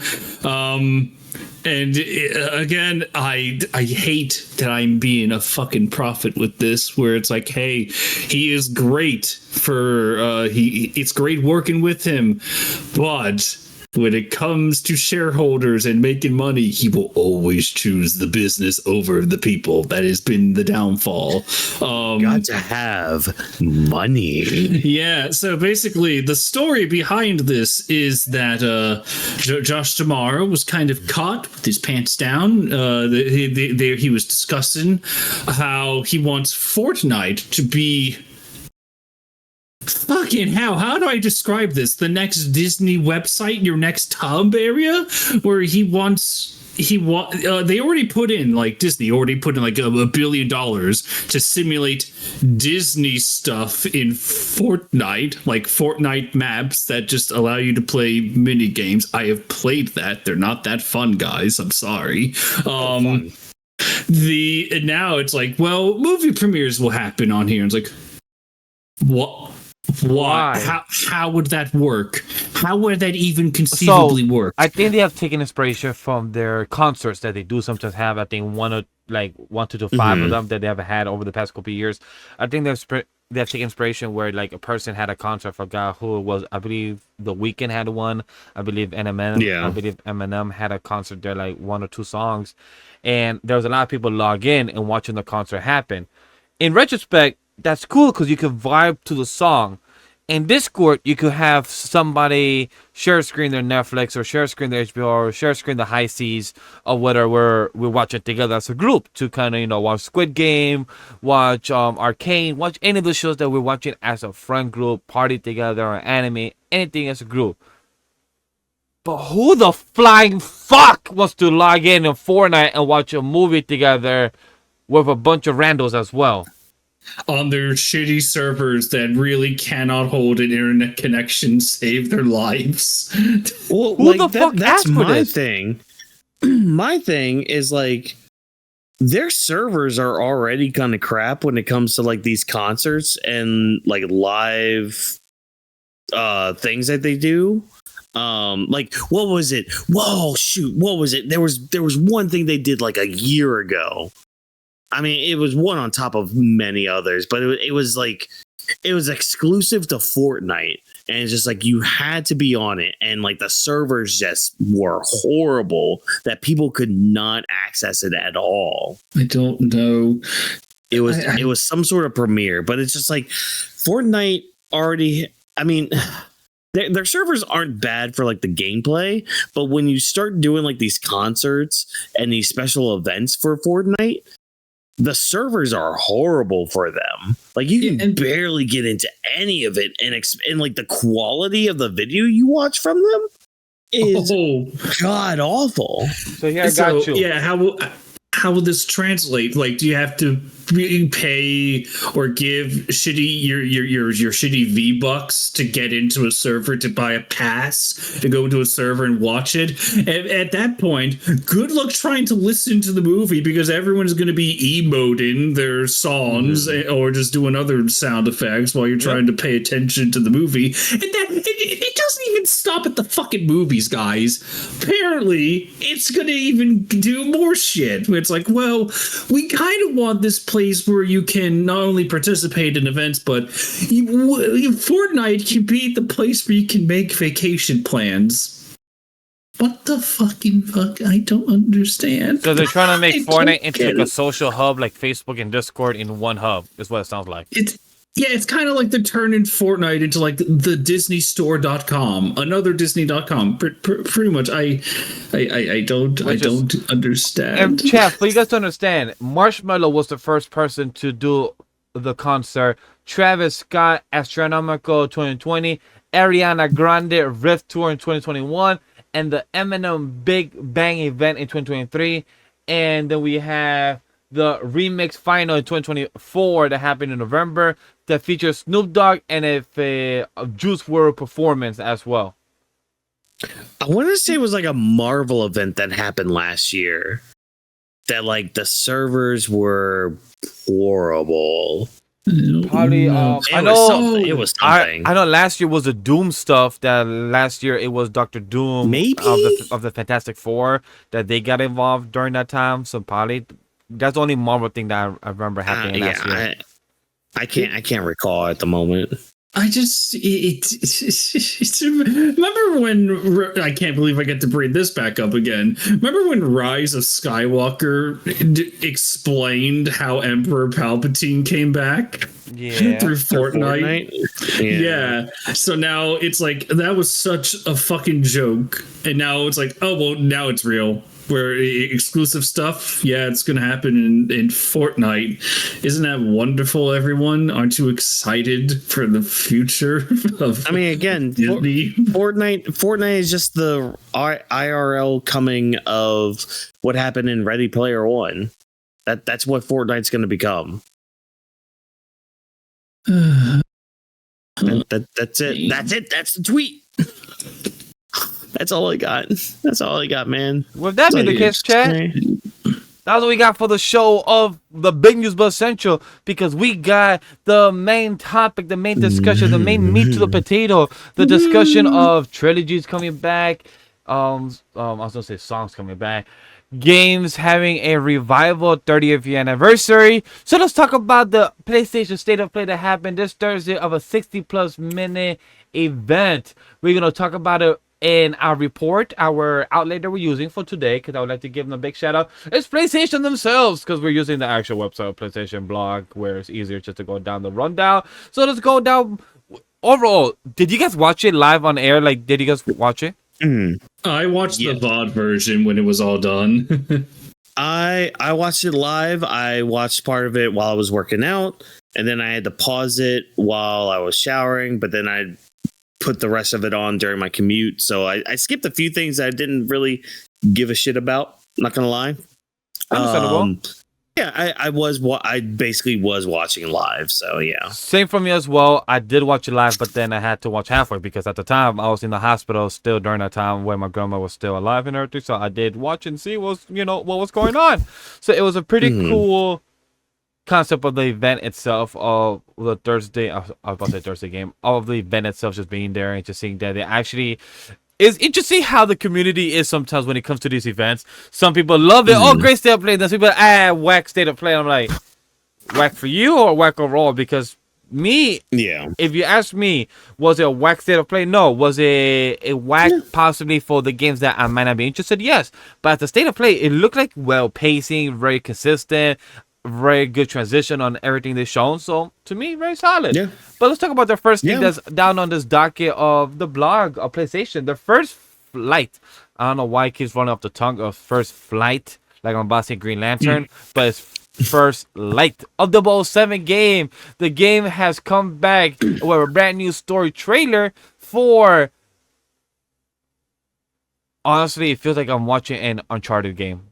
Like that's what it feels like. Yeah, it's like Uncharted Hitman kind of thing. Because I mean, it's 007 secret agent shit. I mean, I don't know if I'm going to play it. I mean, it looks cool, it looks fine, but I mean, I'll probably, more than likely, this is going to be one where I just kind of watch gameplay for, but I mean, it looks good at least. Like, it looks like they're at least trying, I guess. I don't know. Like, I feel weird.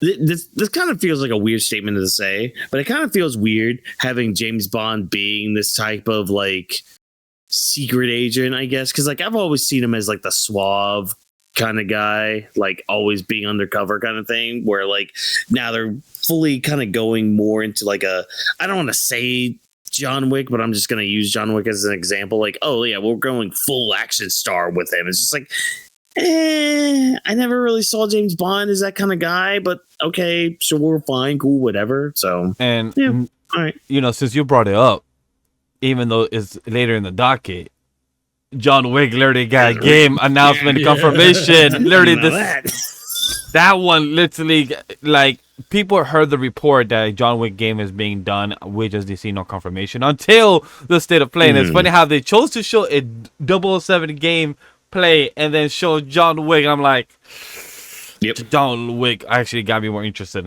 I'm going to be honest. Yep. And this is how he started, I believe, his origin story of how he becomes the Baba Yaga. I think so, yeah.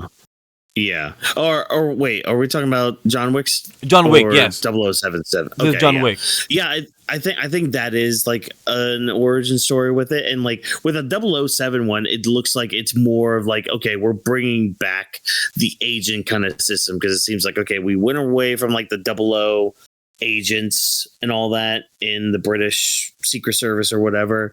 So we're rebuilding the system. Cool. And we're starting with this guy who fits the bill of 007. Da da da da. Like, oh, cool, neat, fun, whatever.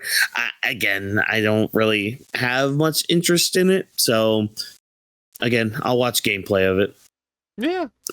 Other than that, on the next news, is anybody excited for 4 Loop? Which one was this again? Oh, is this the no. So I mean, again, there was a lot of games that came out like revealed during that state of play. So it's like, all right, which one was this again? This is the one that is a Battle Robot Game Chief no, it's from Battle Robot Game Chief exec creator office. Mike Booth joined us to state of play. It's a 4-player co-op shooter. 4 Loop. You can check with portals and stuff. Looks cool. I'm intrigued. Yeah. And when it's a co-op game, I like it because then I can play with friends. I mean, if it's co-op, cool, neat. If it's we have to be on squads to play this whole thing against other squads, I'm like, I don't know about all that. But I mean, if it's co-op, I'm like, fine, all right, cool. I don't know if I'll get it, but yeah. Yeah, I wasn't really blown away. If anything, watching the Portal gameplay just made me wish for a new Portal game. True, yeah. True. But if you are excited for this, for the Nintendo Pokemon, aka Game Freak, Beast of Reincarnation, shows off another trailer. How we feel about this? I like it. I need it in my vein. This is what... Yeah, go ahead. I was just going to say, it's like, I'm really excited to see, after all this time, what is this company capable of without Pokemon? What can you do? And it shows. Like, what can Game Freak do when they are given time to cook? Yep. And it's just like, okay, we see it through the trailer, and it's like, all right, I see it. I see a vision here. What can we do going forward? Yeah, this one I'm definitely gonna play. This one, yeah. I'm all for this one. Same, I agree 100% with this one. How about the next one, guys? Are you excited for the Brigandine Abyss? This type of usually RPG games. Sure. Nah, yeah, I'm sure some people are excited by this. I'm just not a fan of this type. I know what you are excited for, though, Trevor. This next one. Oh my god, bro! The scream that I did when I saw the title called Castlevania Belmont's Curse. I'm like, another Belmont game. I'm here for it. Yes, technically it's like another Castlevania game, but having the MC be part of the Belmont family, I'm like, yes, let's go. And we have a new character. She is a woman in this, not the MC. I was hoping for Trevor Belmont, but we're moving on from that. We're gonna have. I guess he's in the game, maybe, or like it's like his legacy or something. Yeah, there could be a reference. Trevor. Yeah. It's his legacy. You know, this is usually about Like, the Belmont too, family. Yeah. Mm-hmm. Yep. There was as I was watching these trailers, Watkins was there watching me watch these trailers for the first time. He heard the 2-part shrieks of joy when I was like, Belmont, wait a second, and then you show me Notre Dame, and it's like, ah! Mm-hmm. I was so happy watching this trailer. Plus, I love the style of this. Yes. Like, it's just artistically. God, like this kind of back to the 2D, roots. like the 2D, 3D kind of look. Like, they did say new weapons and abilities join classic tools, all envisioned with a brand new art style. So that's what they're putting out there. Yep, bring it on. Yeah, I cannot wait to see how this game looks and put it on PC. I'm just saying, please. But now we got the next one.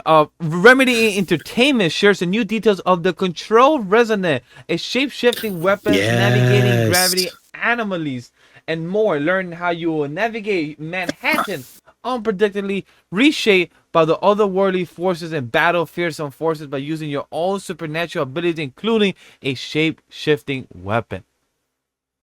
Yeah, nah, this looks cool as hell. Like, just the one concept alone of changing gravity and walking on the walls like that looks really cool. It does.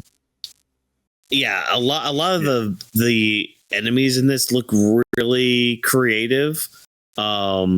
Yeah, no, I haven't really played the Control games before this, so this will be a first for me if, you know, when I get around to actually playing this one. But yeah, no, I like just looking at the trailer alone, I'm good. I'm sold on it. I'm ready for it. Give it to me. Give it to me right now. Yeah, I really like the whole gravity gimmick. There's not much else to say. It just looks really cool. And that's just one power that you get. Like literally when they're playing, they're just like, yeah, this is us testing out. We had just gotten this power and all that. Blah blah blah. I'm just like, oh, okay, all right, cool. So you'll get different powers throughout the game. All right, and they're like kind of breaking the level ish like this. All right, fine, cool. All right, cool. Yeah, all right. Let's see what you do. If anybody remembers this 2009 game, it's called Prototype. This is what Control Resonant reminded me of. Prototype. Reminded me so much of it. I can see that. I almost thought it was Prototype. Me too. That's why I said that. I was like, wait, Prototype? Nani? That's why I thought too. I'm like, yo, Prototype coming back in revival. Fuck yes, but we didn't. But still looks cool though. I'll take a remake too. I'll take a remake. Like, I would love a remake for this. For the next couple of games on the docket, I have no interest on. So you guys have any interest before we hit God of War? Because you know there's Death Stranding, Dead or Alive, and a few other games. So I have no interest on. Darwin's Paradox looks fun. Okay, I'll say that. Dead or Alive 6 got my attention. I like that series. I never played it, so got no more thoughts on my end. But let's talk about the big me. We got the OG Kratos back. God of War Trilogy remake. Boy. All right, nah, this was a conversation we were having in the group chat like a day ago. Like, because they can go many multitudes of directions with this. They could either go like remake, where it's just like, okay, you know, we're gonna revamp the visuals, you know, make everything look better. You know, we'll keep the same gameplay, so it's like, you know, we'll keep the fixed camera, for example, or they can go the other way of like, okay, we're doing the third person camera over the shoulder thing that PlayStation loves to do, that some people seem to have issues with. Which, you know, I get it, you know, because it's everywhere with a lot of PlayStation games. So they could go that route. And there's multiple like different reasons behind everything. Because it's like, okay, with certain cutscenes, for example, especially with like God of War 3, with like the beginning of God of War 3. There's also the whole like climbing Gaia part of God of War. Like there's so many like different aspects of God of War, like the original trilogy, where like, and I'm just focusing on the camera right now because that was again like a conversation. Trevor, you were in this conversation too, where it's just like, okay, you have like the fixed camera, for example. So it's like you go into this hallway, and as soon as the camera changes, you see like this big enemy or something, or like the camera just like pans over to the enemy. You could miss that by having like the over the shoulder. But as long as they keep that relatively sparse, yeah, like if they keep that relatively sparse, they could still create something wonderful here. Because like what the thing with me with like the over the shoulder look is, and this is why they kind of changed it with the God of War 2018 and Ragnarok as well, is it kind of makes you feel more immersed in the world. So that way, like you feel like you're a little bit more in it. Like it feels like you're more of like living Kratos' story right here at that point.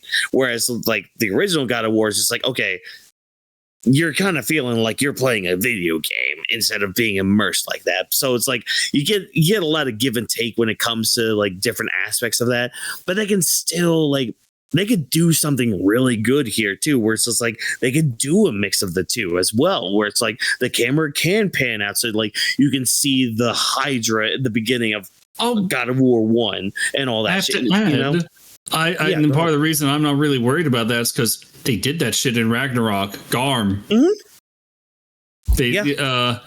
As much as everyone likes to clown on the fucking camera of all things, I'm like, they proven that they're able to do both. Just look at the Garm fight.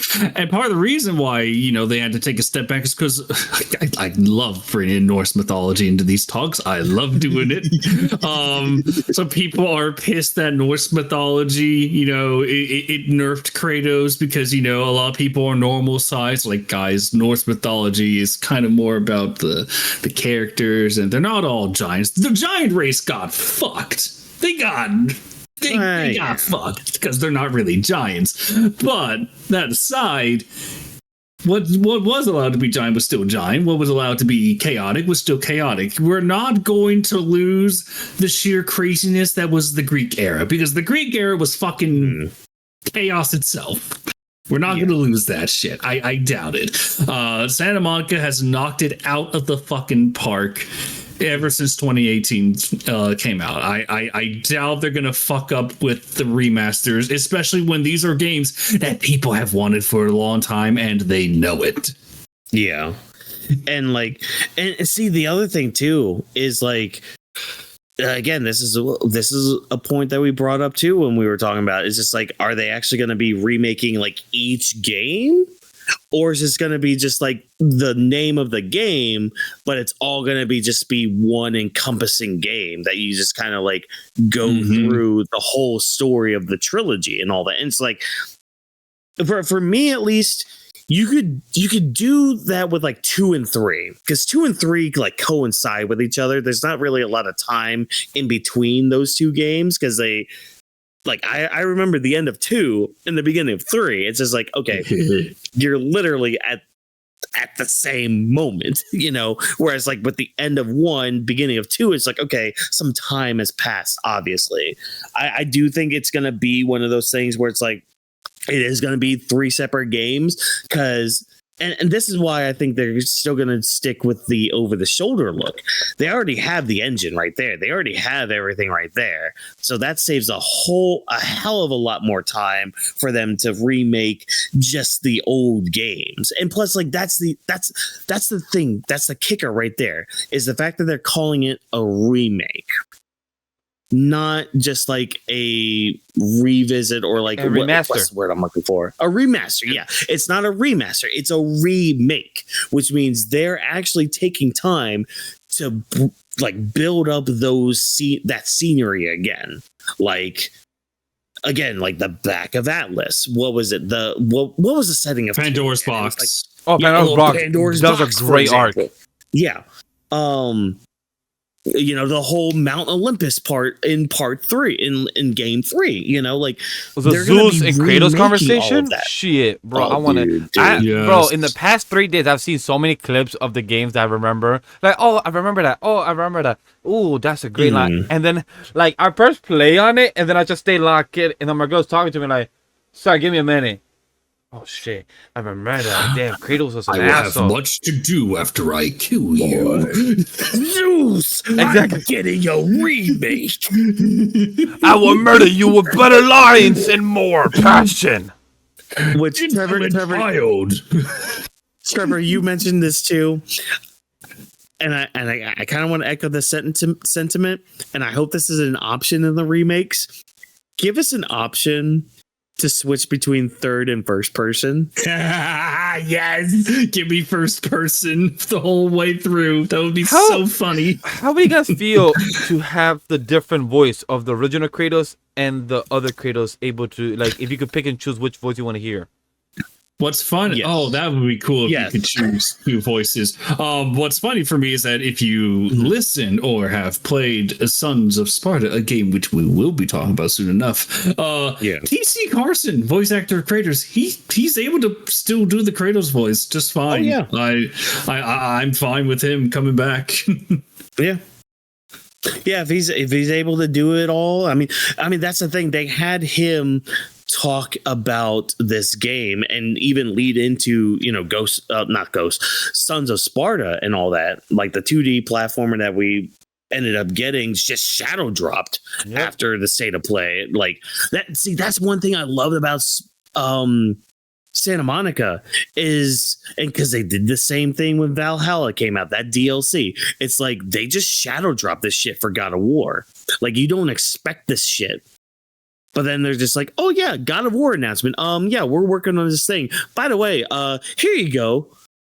Available today. There you go. Have fun with it. That should coach you guys for a bit, right? Yeah. Which, some people apparently have some issues with this 2D platformer, but when it comes to the remake, I'm all for it.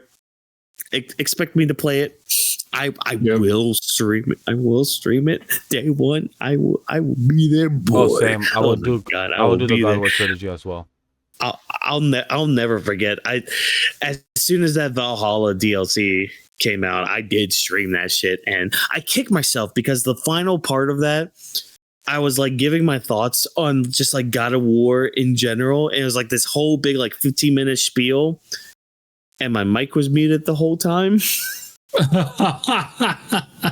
And I'm like, I can't release this now because my mic is muted. And like when I realized it, I unmuted. I'm just like, guys, I was mute the whole time. That sounds like pain.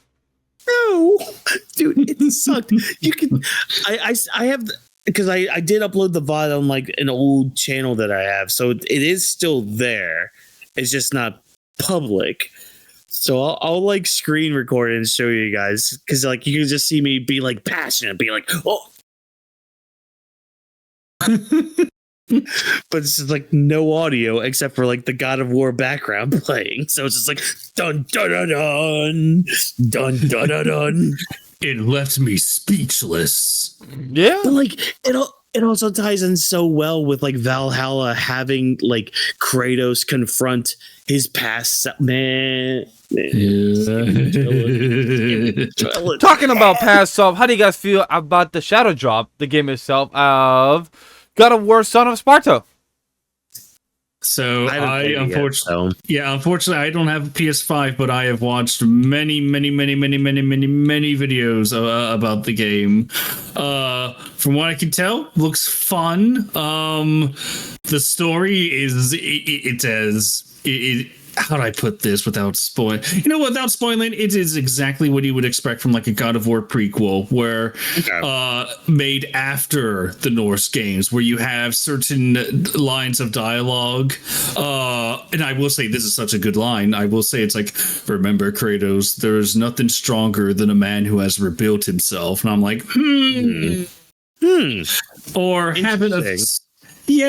having a certain Spartan show up, and it's like, oh, thank you for the save, character name here. And if you played the Norse games, you're like, oh, that you're the one that the boy was. So you get that. There's some good stuff already story wise that I like in there. Good. How do we feel, Walkers, about the Gosso Yote Legends DLC that got added as a shadow drop as well? Dude. In a way. Dude. So this is like the multiplayer thing that they released with like Ghost of Tsushima. And I mean, I remember trying it back in the day. I mean, it was all right. I'll probably try this as well when it drops. Or has it March dropped 10th. already? March 10th. That's why I said kind of in a way March shadow 10th, drop, because it was just, boom, hey, drops in 2 weeks. Yeah. I mean, a lot of people kind of expected the Legends thing to come out for Yote and all that. It's interesting that they're going with like the manifestations of the Yote 6. So like the Oni, the spider, the dragon, like all them as enemies for all this. So that's going to be fun. But yeah, I mean, again, I'll try it just to be like, oh yeah, I tried it, blah, blah, blah, whatever. I was kind of hoping we would get like a DLC, like island kind of thing that we got very similar to like Tsushima. That could still maybe be in the works or in the plays and all that. We'll have to wait and see, because that's the thing. When that DLC came out, it came out with the Legends DLC. Like it was at the same time and all that. So I don't know. We'll see. I mean, it could be fun. Like you have like 4 different classes. Like you have your ninja class, you have like your samurai class, your archer class, and all that. So like you can get on there with a group of friends with like 4 of you taking on these legends and all that. So it can be a fun time. Just you got to have 3 other friends to play, I guess, to really have fun with it. But I don't know. Oh, and also it's free apparently, so you don't have to pay for it. It's just going to be something you can just download on March 10th. So that's always a plus. Thank you, Sucker Punch, for at least appreciating your fans. So yeah, but we got John Wick next. I mean, we kind of hinted at it earlier. I don't know if y'all wanted to talk more about John Wick game and all that. No, the game looks good. Like it looks like the little matchup of nice gun full action in a tense type of driving sequence and camera work in a cinematic style we're getting. So that's gonna be a lot of fun. Mm-hmm. Yeah. But I got nothing to really add to that. Kenna, Scars of Cosmora. I never played the first one, by the way. Yeah, I need to still play the first one. Oh, so none of us. It's been on my list. It's been on my list to play. I just haven't gotten around to it. But I'll probably play it before this game drops. Because this one looks fun. Yeah. I haven't even heard of Kenna before, so it's like, all right. So this was weird. Did anybody see the meme of Kenna showing the girl that we have Kenna now, the first game, and then the prequel was the girl from Wreck-It Ralph? Oh yeah, yeah, I saw that meme. Yeah. I was laughing like this is the story of her growth. I'm like, yeah, it's Pokemon evolution. If I didn't know, you guys would have caught me. I would have gotten caught. Yeah. Oh man. Yeah. I mean, it looks fun. Again, like because it's weird because like the first game came out back in 2021 during, and it wasn't a launch title for the PlayStation 5, but it was in that time where it's just like, oh yeah, we're gonna release it on PS4, but it's also going to be available for PS5 and all that stuff. But yeah, I never just got around to playing it. I will eventually before this one drops because yeah, it does look fun. So yeah. The next one I do want to shout out to Marathon. How do you guys feel about this one? The concept looks cool. Oh, Marathon. Oh yeah. So this is the Bungie. This is the Bungie title. Yes, correct. I can't trust Bungie. I'm sorry. Yeah. I mean, cool, neat. I mean, it's just not a game for me, I guess. Like, it looks almost exactly like Destiny, almost like other fucking games. I'm just saying. Yeah. But what does the game look nice? Man. Token Fighting Souls. We got the X-Men. We got Storm, Wolverine, and Magic. But who else we got, Trev? The fucking Danger Room has been turned into a robot waifu, and I love it. Yay! I love that. Eden's perfectly described this when I was watching this for the first time. He and Vash, I'm hoping you agree. This is like some of the games that we were watching, and Tokon especially. It is like the era of video games where it's like, oh wait, remember when we could be silly? Remember when we could just have fun with the concept and not be, we have to take ourselves too seriously? Let's prove that by having the Danger Room as a fucking robot. as a waifu robot. If anybody saw the Green Lantern animated show on Cartoon Network or on Saturday morning cartoons. You're thinking of Ava. Ava, yep. Ava, 100%. Ava was literally looks like Danger. Not saying exactly design, chat. It's mostly like just the concept. You're literally having the spaceship into a robot, Ava, but then you had the Danger Room. At first, like I said it off air, I thought it was Cerebral, like in a waifu. I'm like, okay, cool. Cerebral makes sense. Cerebral has always been a concept apart from her ex, maybe using his mind all the time, start to grow his own brain and start to become his own mind. Cool. But the Danger Zone having its own waifu, what the fuck? It's like, sure. How do we make this fun? How do we be original? It's like, well, I got an idea. And let's take a note from like the 2000s. Talking about the 2000s with a Metal Gear Solid Remaster Edition collection. There you go, Trevor. There you go, Trevor. Go off. I know you want to go off because of 4. Okay. This is a two-parter. One is pure satisfaction, knowing that at long fucking last, Metal Gear Solid 4 will no longer just simply be on the PS3. It will finally be able to be experienced by other people, by a wider audience. I'm happy for that. On top of the fact that we got a Peace Walker. Fuck yeah. One problem. One tiny little problem. First Master Collection did not do so good with people. Unfortunately, the ports of those games were just kind of like poor emulators bringing them on over to modern stuff, and some people touted overpriced stuff, and it had a rough launch to the point where people don't even really bring up the Master Collection. They just recommend like, well, just go get an emulator, get the ROM, and good to go. So that's the fear that is now present. Walkins, you know this. I was hyped as shit, just knowing like, oh my god, Metal Gear Solid 4. Fuck yeah. And then after we all chatted, it was sinking in. It's like, wait, it's still a Master Collection. Please be different from the first one. Please. Be Look, it's version. Let's be honest. It's just gonna be a port. It's just going to be a port. Let it be a good port. That's all I'm asking for, because this is a big deal. Yeah. But I'm surprised we skipped this one, too. Like, I'm just looking at the PlayStation blog and all that. Legacy of Kain, Defiance Remastered. Y'all some Legacy of Kain fans out there?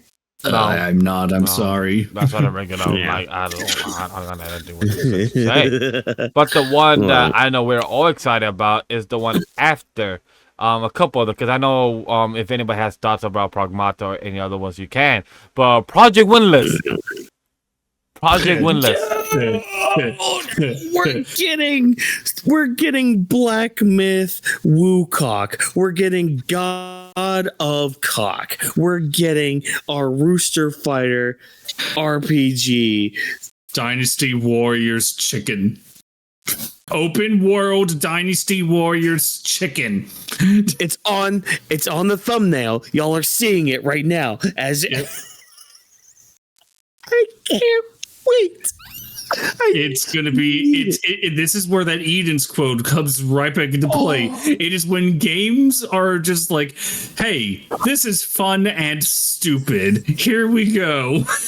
It's a fucking rooster chicken, whatever, just running about Dynasty Warrior in an open world, just killing ancient enemies. Look. And it's based on an old series, right? Like an old series of books. Yes. And this is based on right here I have the quote that this game will tap into the point of thousands of years before the source material, having you play as one of the Reckons, a nomadic warrior race of humanoid birds known for the immense physical strength and size. It's inspired by a Korean novel series called The Bird That Drinks Tears. I need to look this up. We need to read this before this game comes out. We have to. We have, by the way, chat, we have no release date, no information of when the game will be coming out. But Project Windless, I wonder if that's the actual title, if that's the actual end title, like Project Windless, or are we just Rise chicken. Cock of War. Cock of War, please. Let it be named that. Look, there's some games I wish are VR. This is one because I would love to play the giant cock. Oh my god! This was the highlight of the whole stream for us. It was. Except maybe for some fans, maybe something else. The year this comes out. No. The year this comes out is gonna be game of the year. I don't give a fuck what comes out.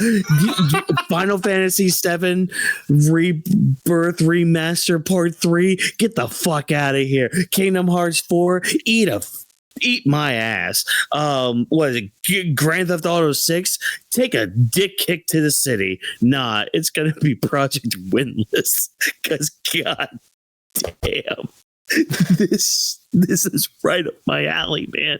This has Wukong written all over it. This is gonna be another Trevor, because you were there. You were there during the Wukong brain rot. No, not even brain rot. Your conversion. My conversion, because all is Wukong. Yeah. Just wait till the year this comes out when all is cock. When all is cock. You guys heard it here. All is cock here. And that's a clip for you. Freaking timestamp it. Freaking do what you need to. Short form it. Make it the thumbnail. All is cock. The year of cock is coming. What year?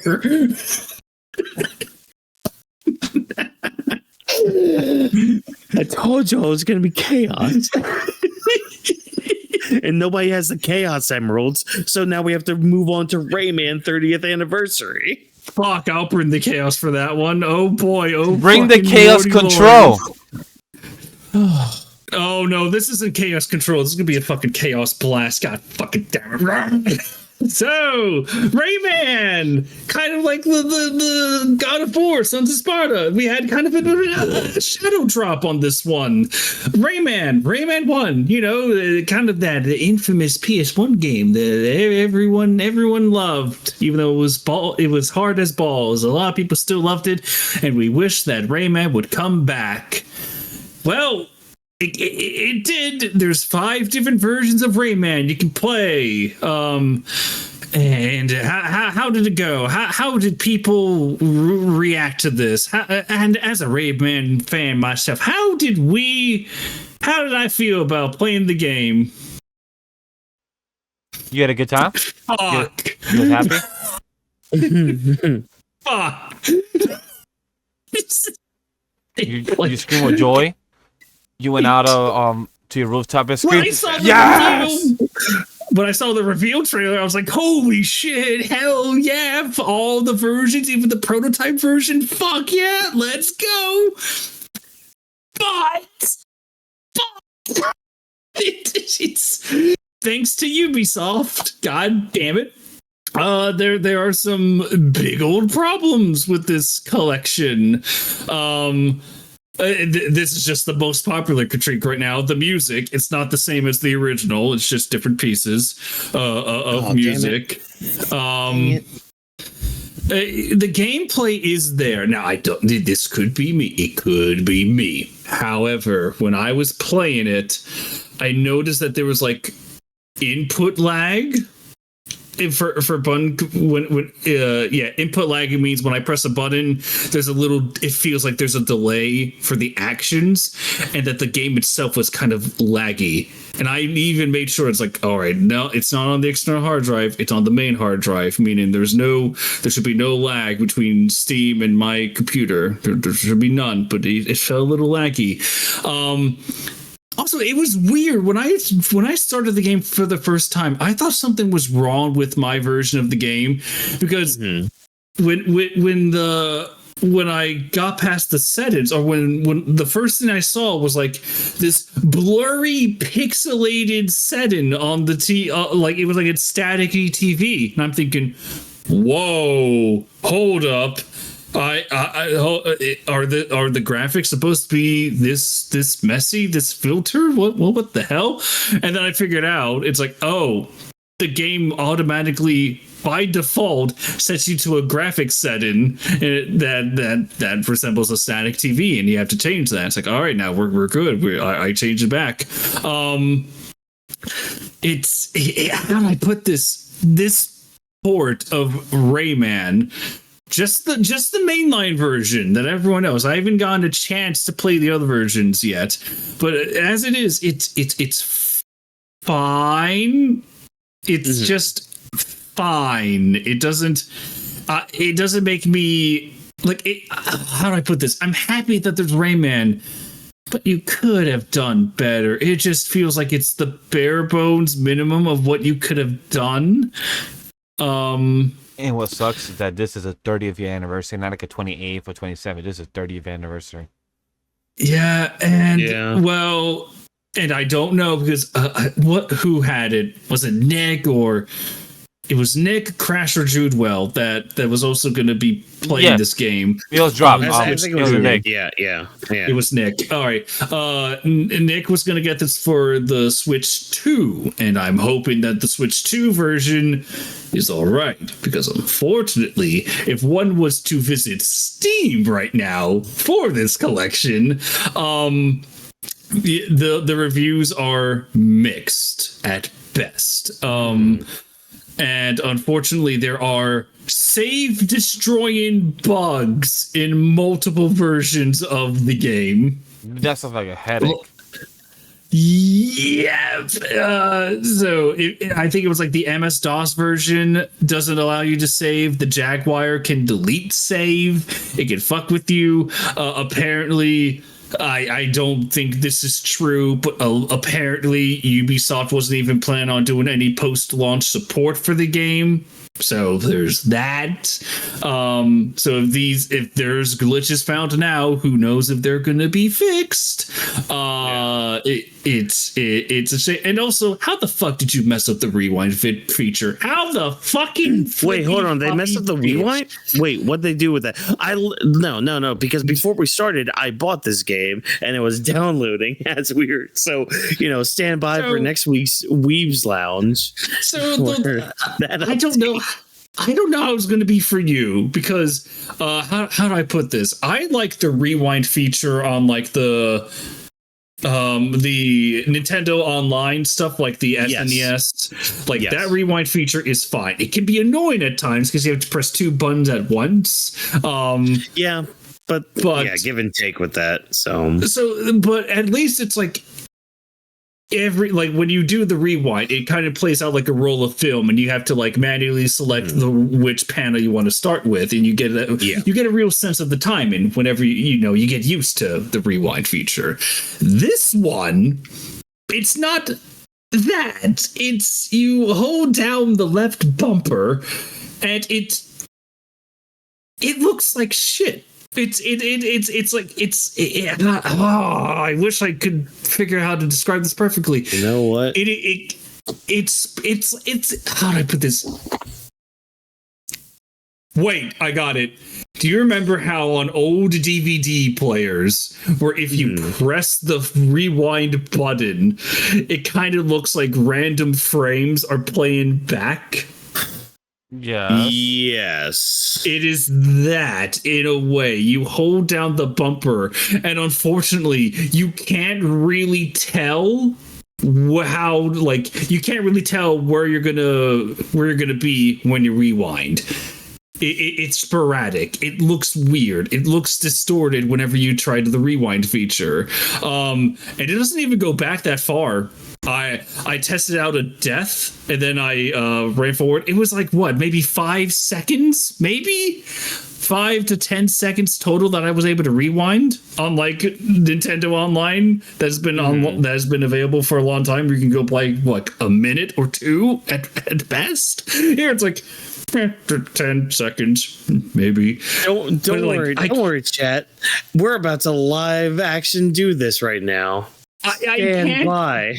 Yeah, Watkins, please tell me. It's like when you hold down, do you understand what I'm trying to say? It's like you can't tell how the rewind works. You can't. It's like a gamble. You're gambling on where you stop. Let's see. Oh my god. Okay, yeah. So it is that. Okay. I see what it is. Okay. No. Yeah, it doesn't give you like the frame to like sit at or like look at. It just literally you have to hold ZL to rewind. Yeah, it doesn't show you where you're gonna be at. It's so random. That's weird. That's interesting. Why did you do this? How did you fuck up the rewind? How did you fuck up, Cat? How did you fuck up? I mean, you can actually, honestly, you can kind of time it. You can kind of time it. Like it's not as bad. It's not as bad. Like it's just weird, man. It's different. It's different. Okay, yeah. So like, yeah, this is literally. I don't know if you guys can hear the TV in the back. No, we don't. Yeah, on mine, no. No, you okay, don't. Cool. That's fine. Like, okay, yeah, it's different. It's not too bad though. I'm glad you're able to get some sense. For me, it's just it's so sporadic for me. It's better. Were you? Did you say you were actually doing it, or were you just looking at videos doing it? No, I was using it. Okay. Maybe it might just be a PC thing then. Oh god, maybe it's just a PC thing. No, is this? I mean, it's not too bad. How do I punch? I think it's just. Oh, you don't have punch yet. You have to complete a couple levels first, and then you get the punch. That's right. It's been a hot minute. Sorry, chat. Yeah, no. I'm all right. All right. But I had to do a live thing for that, just to see like what you were talking about with. Like I could visualize it in my head, but like actually doing it, just in that little aspect right there, I could see the complaint with it. It might just be a difference between like the PC controller kind of aspect. Like not saying you're not using a controller playing PC, but like that might just be the difference with it. Yeah, the shame, the grand summary is that this is a Rayman anniversary that has been released. Everyone has been clamoring for new Rayman stuff for a long ass time. Yeah. And it's like, what do we get? The absolute bare minimum by the general consensus. It sucks. Yeah. It's just the bare minimum. And because of that, people are starting to cope with this. It's like, oh, come on, guys. Were you expecting really that much good stuff? Yes. Something. Yeah. How else are we going to get new Rayman stuff? Can't you just accept the poop? And it's like, no. If this is what new Rayman content's Yeah, if this is what new Rayman content's going to cost us, fuck it. I'd rather have good stuff than rather just continue with shit. I get you. I feel you. But speaking of shit, especially if you're, if you get it on your hands by chance, especially if you're serving a plate of it. Resident Evil Requiem came out with a new trailer, and Leon, you all right there, buddy? You okay? Because he's not feeling well. He got sick, or technically too well, buddy. infected. Yeah. I mean, with Resident Evil games, I haven't played it, but I've watched enough gameplay to like kind of have a good grasp of the story and all that bullshit. I mean, kind of the same with Resident Evil Requiem. I'll watch like Jacksepticeye or Markiplier play it. Cool, neat, fine, whatever. By the way, go watch Iron Lung when you get a chance. Anyways, yeah, Leon's not doing too hot. He's infected. I haven't watched much of the trailers because I do want to play the Resident Evil games because I played the original ones. I played 1, 2, and 3, and 4. I think back in the early 2000s when they were in the systems. I did play them. Haven't played any of the most recent one. Haven't played the big titty one that was the one previous before. Oh, with Mommy Dimitrescu. Where Mommy Govchik? Yes, I haven't played with her. Yeah, Mommy Dimitrescu. But I've seen the trailer. It looks good and everything. It comes out on February 27th, the same date as Pokemon Day. So we're going to have a lot of things on coming out the weekend. So trust me, chat, we're going to be talking about the memes. We're going to be talking about Pokemon that day for sure on our episode 215. 26. No, that's going to be episode 216. We can make that a love episode. Wait. Oh, that's going to... we have a special.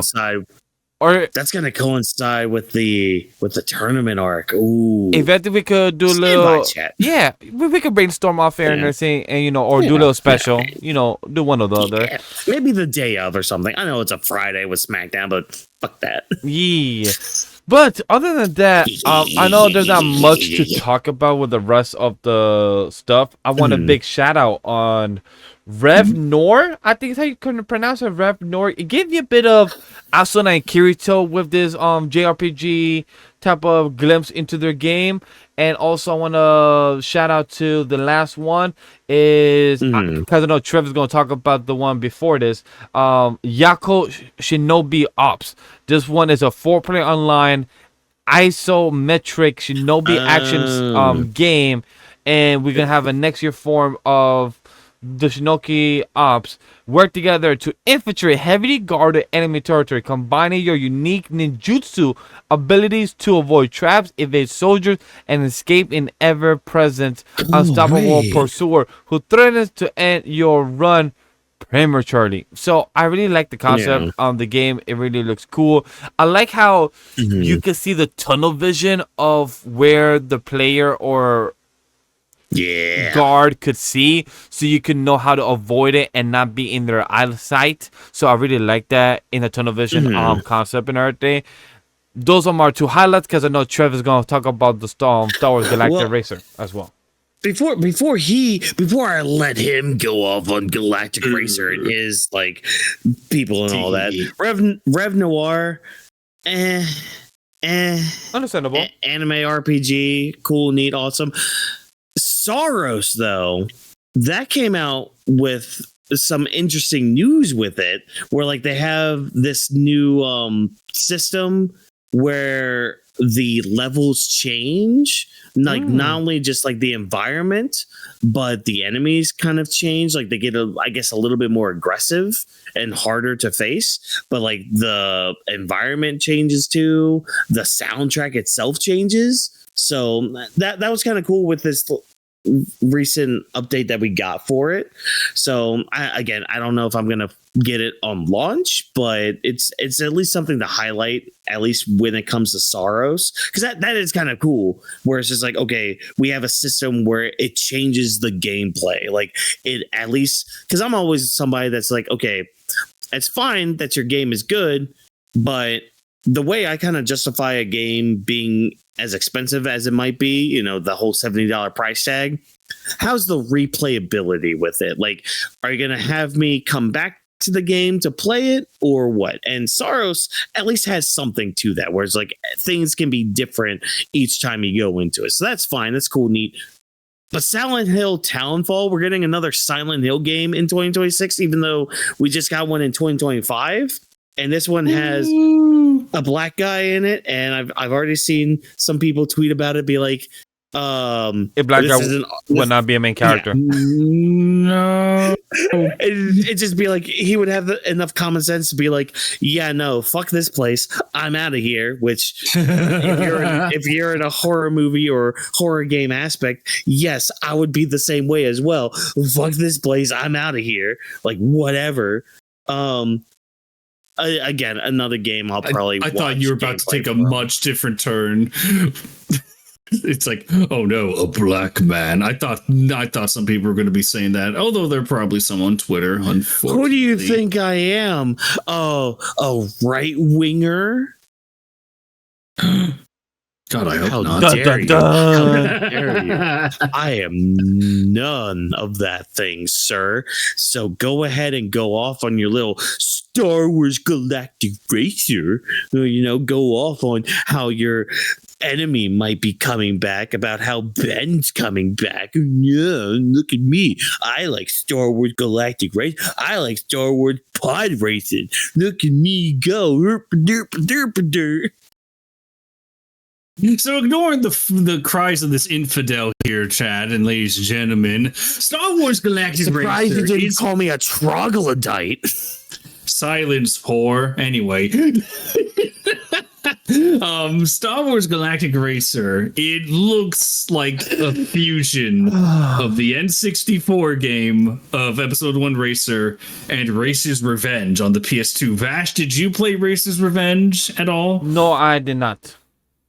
Oh boy. So for those that don't know, Racer's Revenge was the same deal. You race around, much like episode one Racer, except it had demolition derby aspects, and you were rewarded by killing as much of the competition as you could. You had to prove that you were Saboba, pretty much. You was dead ass murdering them.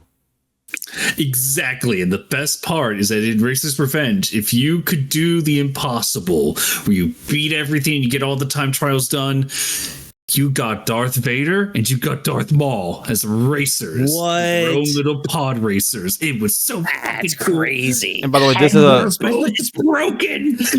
And by the way, this is a 2002 game. Yes. Like, especially Vader as a racer, that just comes full circle. Dude, the best part is that a lot of the racers, their stats are kind of just like, oh, they're fine in speed, but they're really poor in acceleration, blah blah blah. Darth Vader and Darth Maul, their stats are like, oh no, they're just broken. They're the best. No one's touching them. It's like, yes. So when I saw Galactic Star Cruiser not only have the speed of an F-Zero game, it looked like the maps are as big as the old game as well. It's like, oh my god. In fact, I believe one of the ice planets is the same from that Episode 1 Racer game. Like, holy shit, we're bringing that back. I remember you saying that, yeah. And you can do Racer's Revenge elements. You can destroy other racers. It's like, bring it all in, mash it all together. And then fucking Ben Quaternaros is back. Of all characters. I wish I remembered who said it in the tweet, but someone's like, there was more fanfare for Ben Quaternaros coming back than Palpatine in Rise of Skywalker. Somehow Ben's return. So we got Ben Quaternaros, which means the old racers, they might be coming back along with a slew of new ones, meaning Bozzy Baranta, you fucking piece of shit, on Core 4, Track 2. Anyone that's played the N64 PC version knows exactly what I'm talking about when you say that I will destroy you, you fucking tumor alien monster. I will destroy you this time again. Oh, your track fucking sucks. But that's beside the point. Yeah, I'm excited. I'm so we have excited. Mario Kart, Sonic Racing, and now we're gonna have soon to be Pod racing. Look, I'll willingly buy this one and play it. I will willingly buy this one. I would too. Looks fun. Looks chaotic. Like this whole episode's been. It's not a crossroads. Just hopefully, somebody don't break some headphones. Next time when they play some racing game. Look, man. I'll target walking specifically. As long as it's not bullshit. As long as it's not bullshit with bullshit items. Talking about bullshit items, we have come to the end of our show. We have come to wrap up. Is there any last thoughts of the state of play? Any of the last news that we forgot to mention or throw off the dome, top, bring up, anything that we brought up? Because this state of play was honestly very solid. There was a few things that got us excited for. Got a few things that got us emotional. We spoke about the state of play for almost a good 50 minutes. Very solid state of play. It was almost as long as the state of play itself. Yeah, I mean that's the thing. Is just like I know there were some games that I'm just like not too hyped for. Same.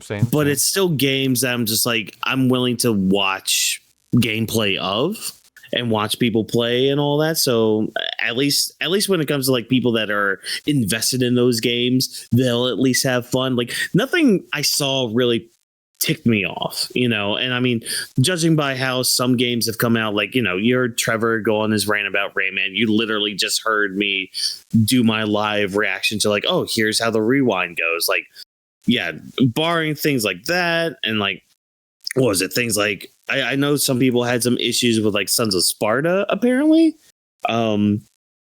Those were... Oh, I know what they were because the OG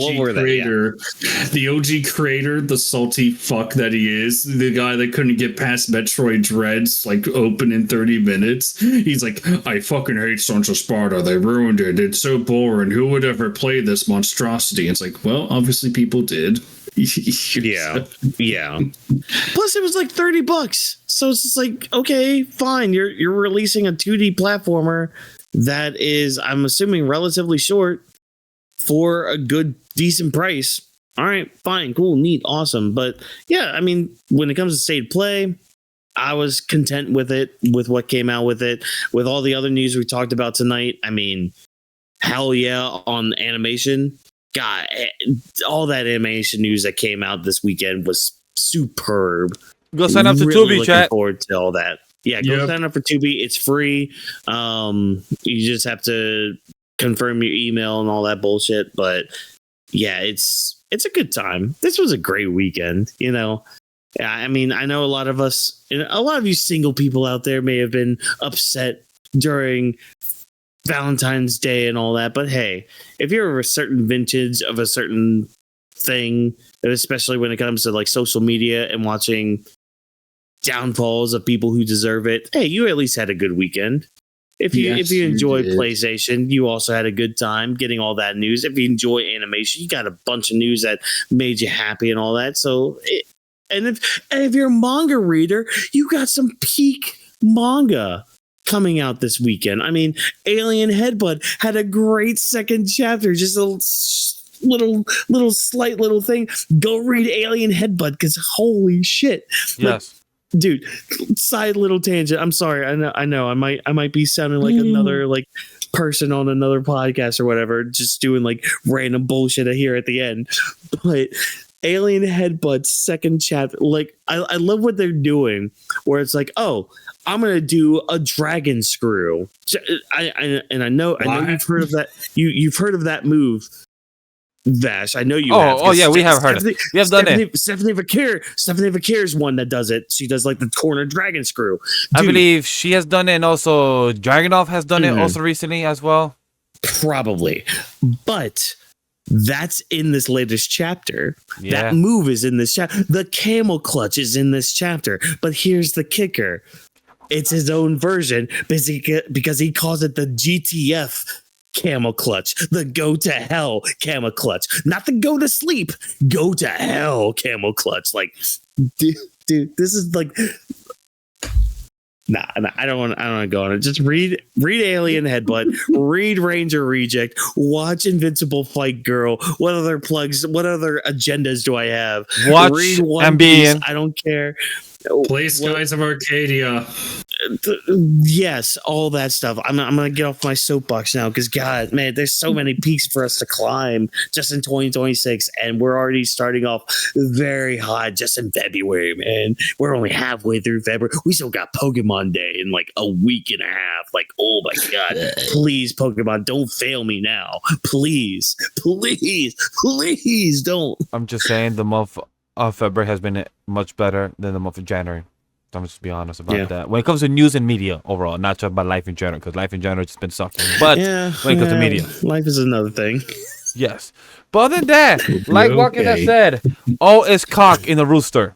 If you know, you know it. And you guys heard our show, all is cock is what he would tell you. Yep. Everything is on Wukong, all is cock by the rooster. So go stroke your own cock. So the year of cock is upon us. The year of cock is upon us. Title.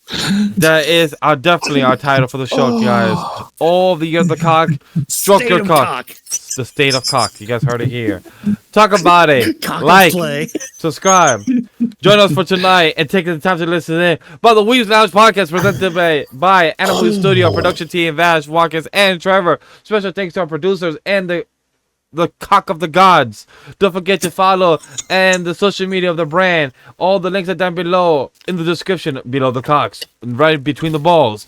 Lastly, share, like, and most importantly, give the feedback and let us know what you think and thought of this episode. You are the cocks and what makes this episode unforgettable by the back shots. On behalf of everyone at AniMa W3 Studio team, we thank you for joining us in the Weebs Lounge podcast. We see you later. B takes the cock of the care. This podcast was not recorded by live studio audience. Remember, put those cocks on pancakes. Put those cocks on pancakes. I like men now. Just had to throw in a little Simpsons reference there. Cox pledge. Bye.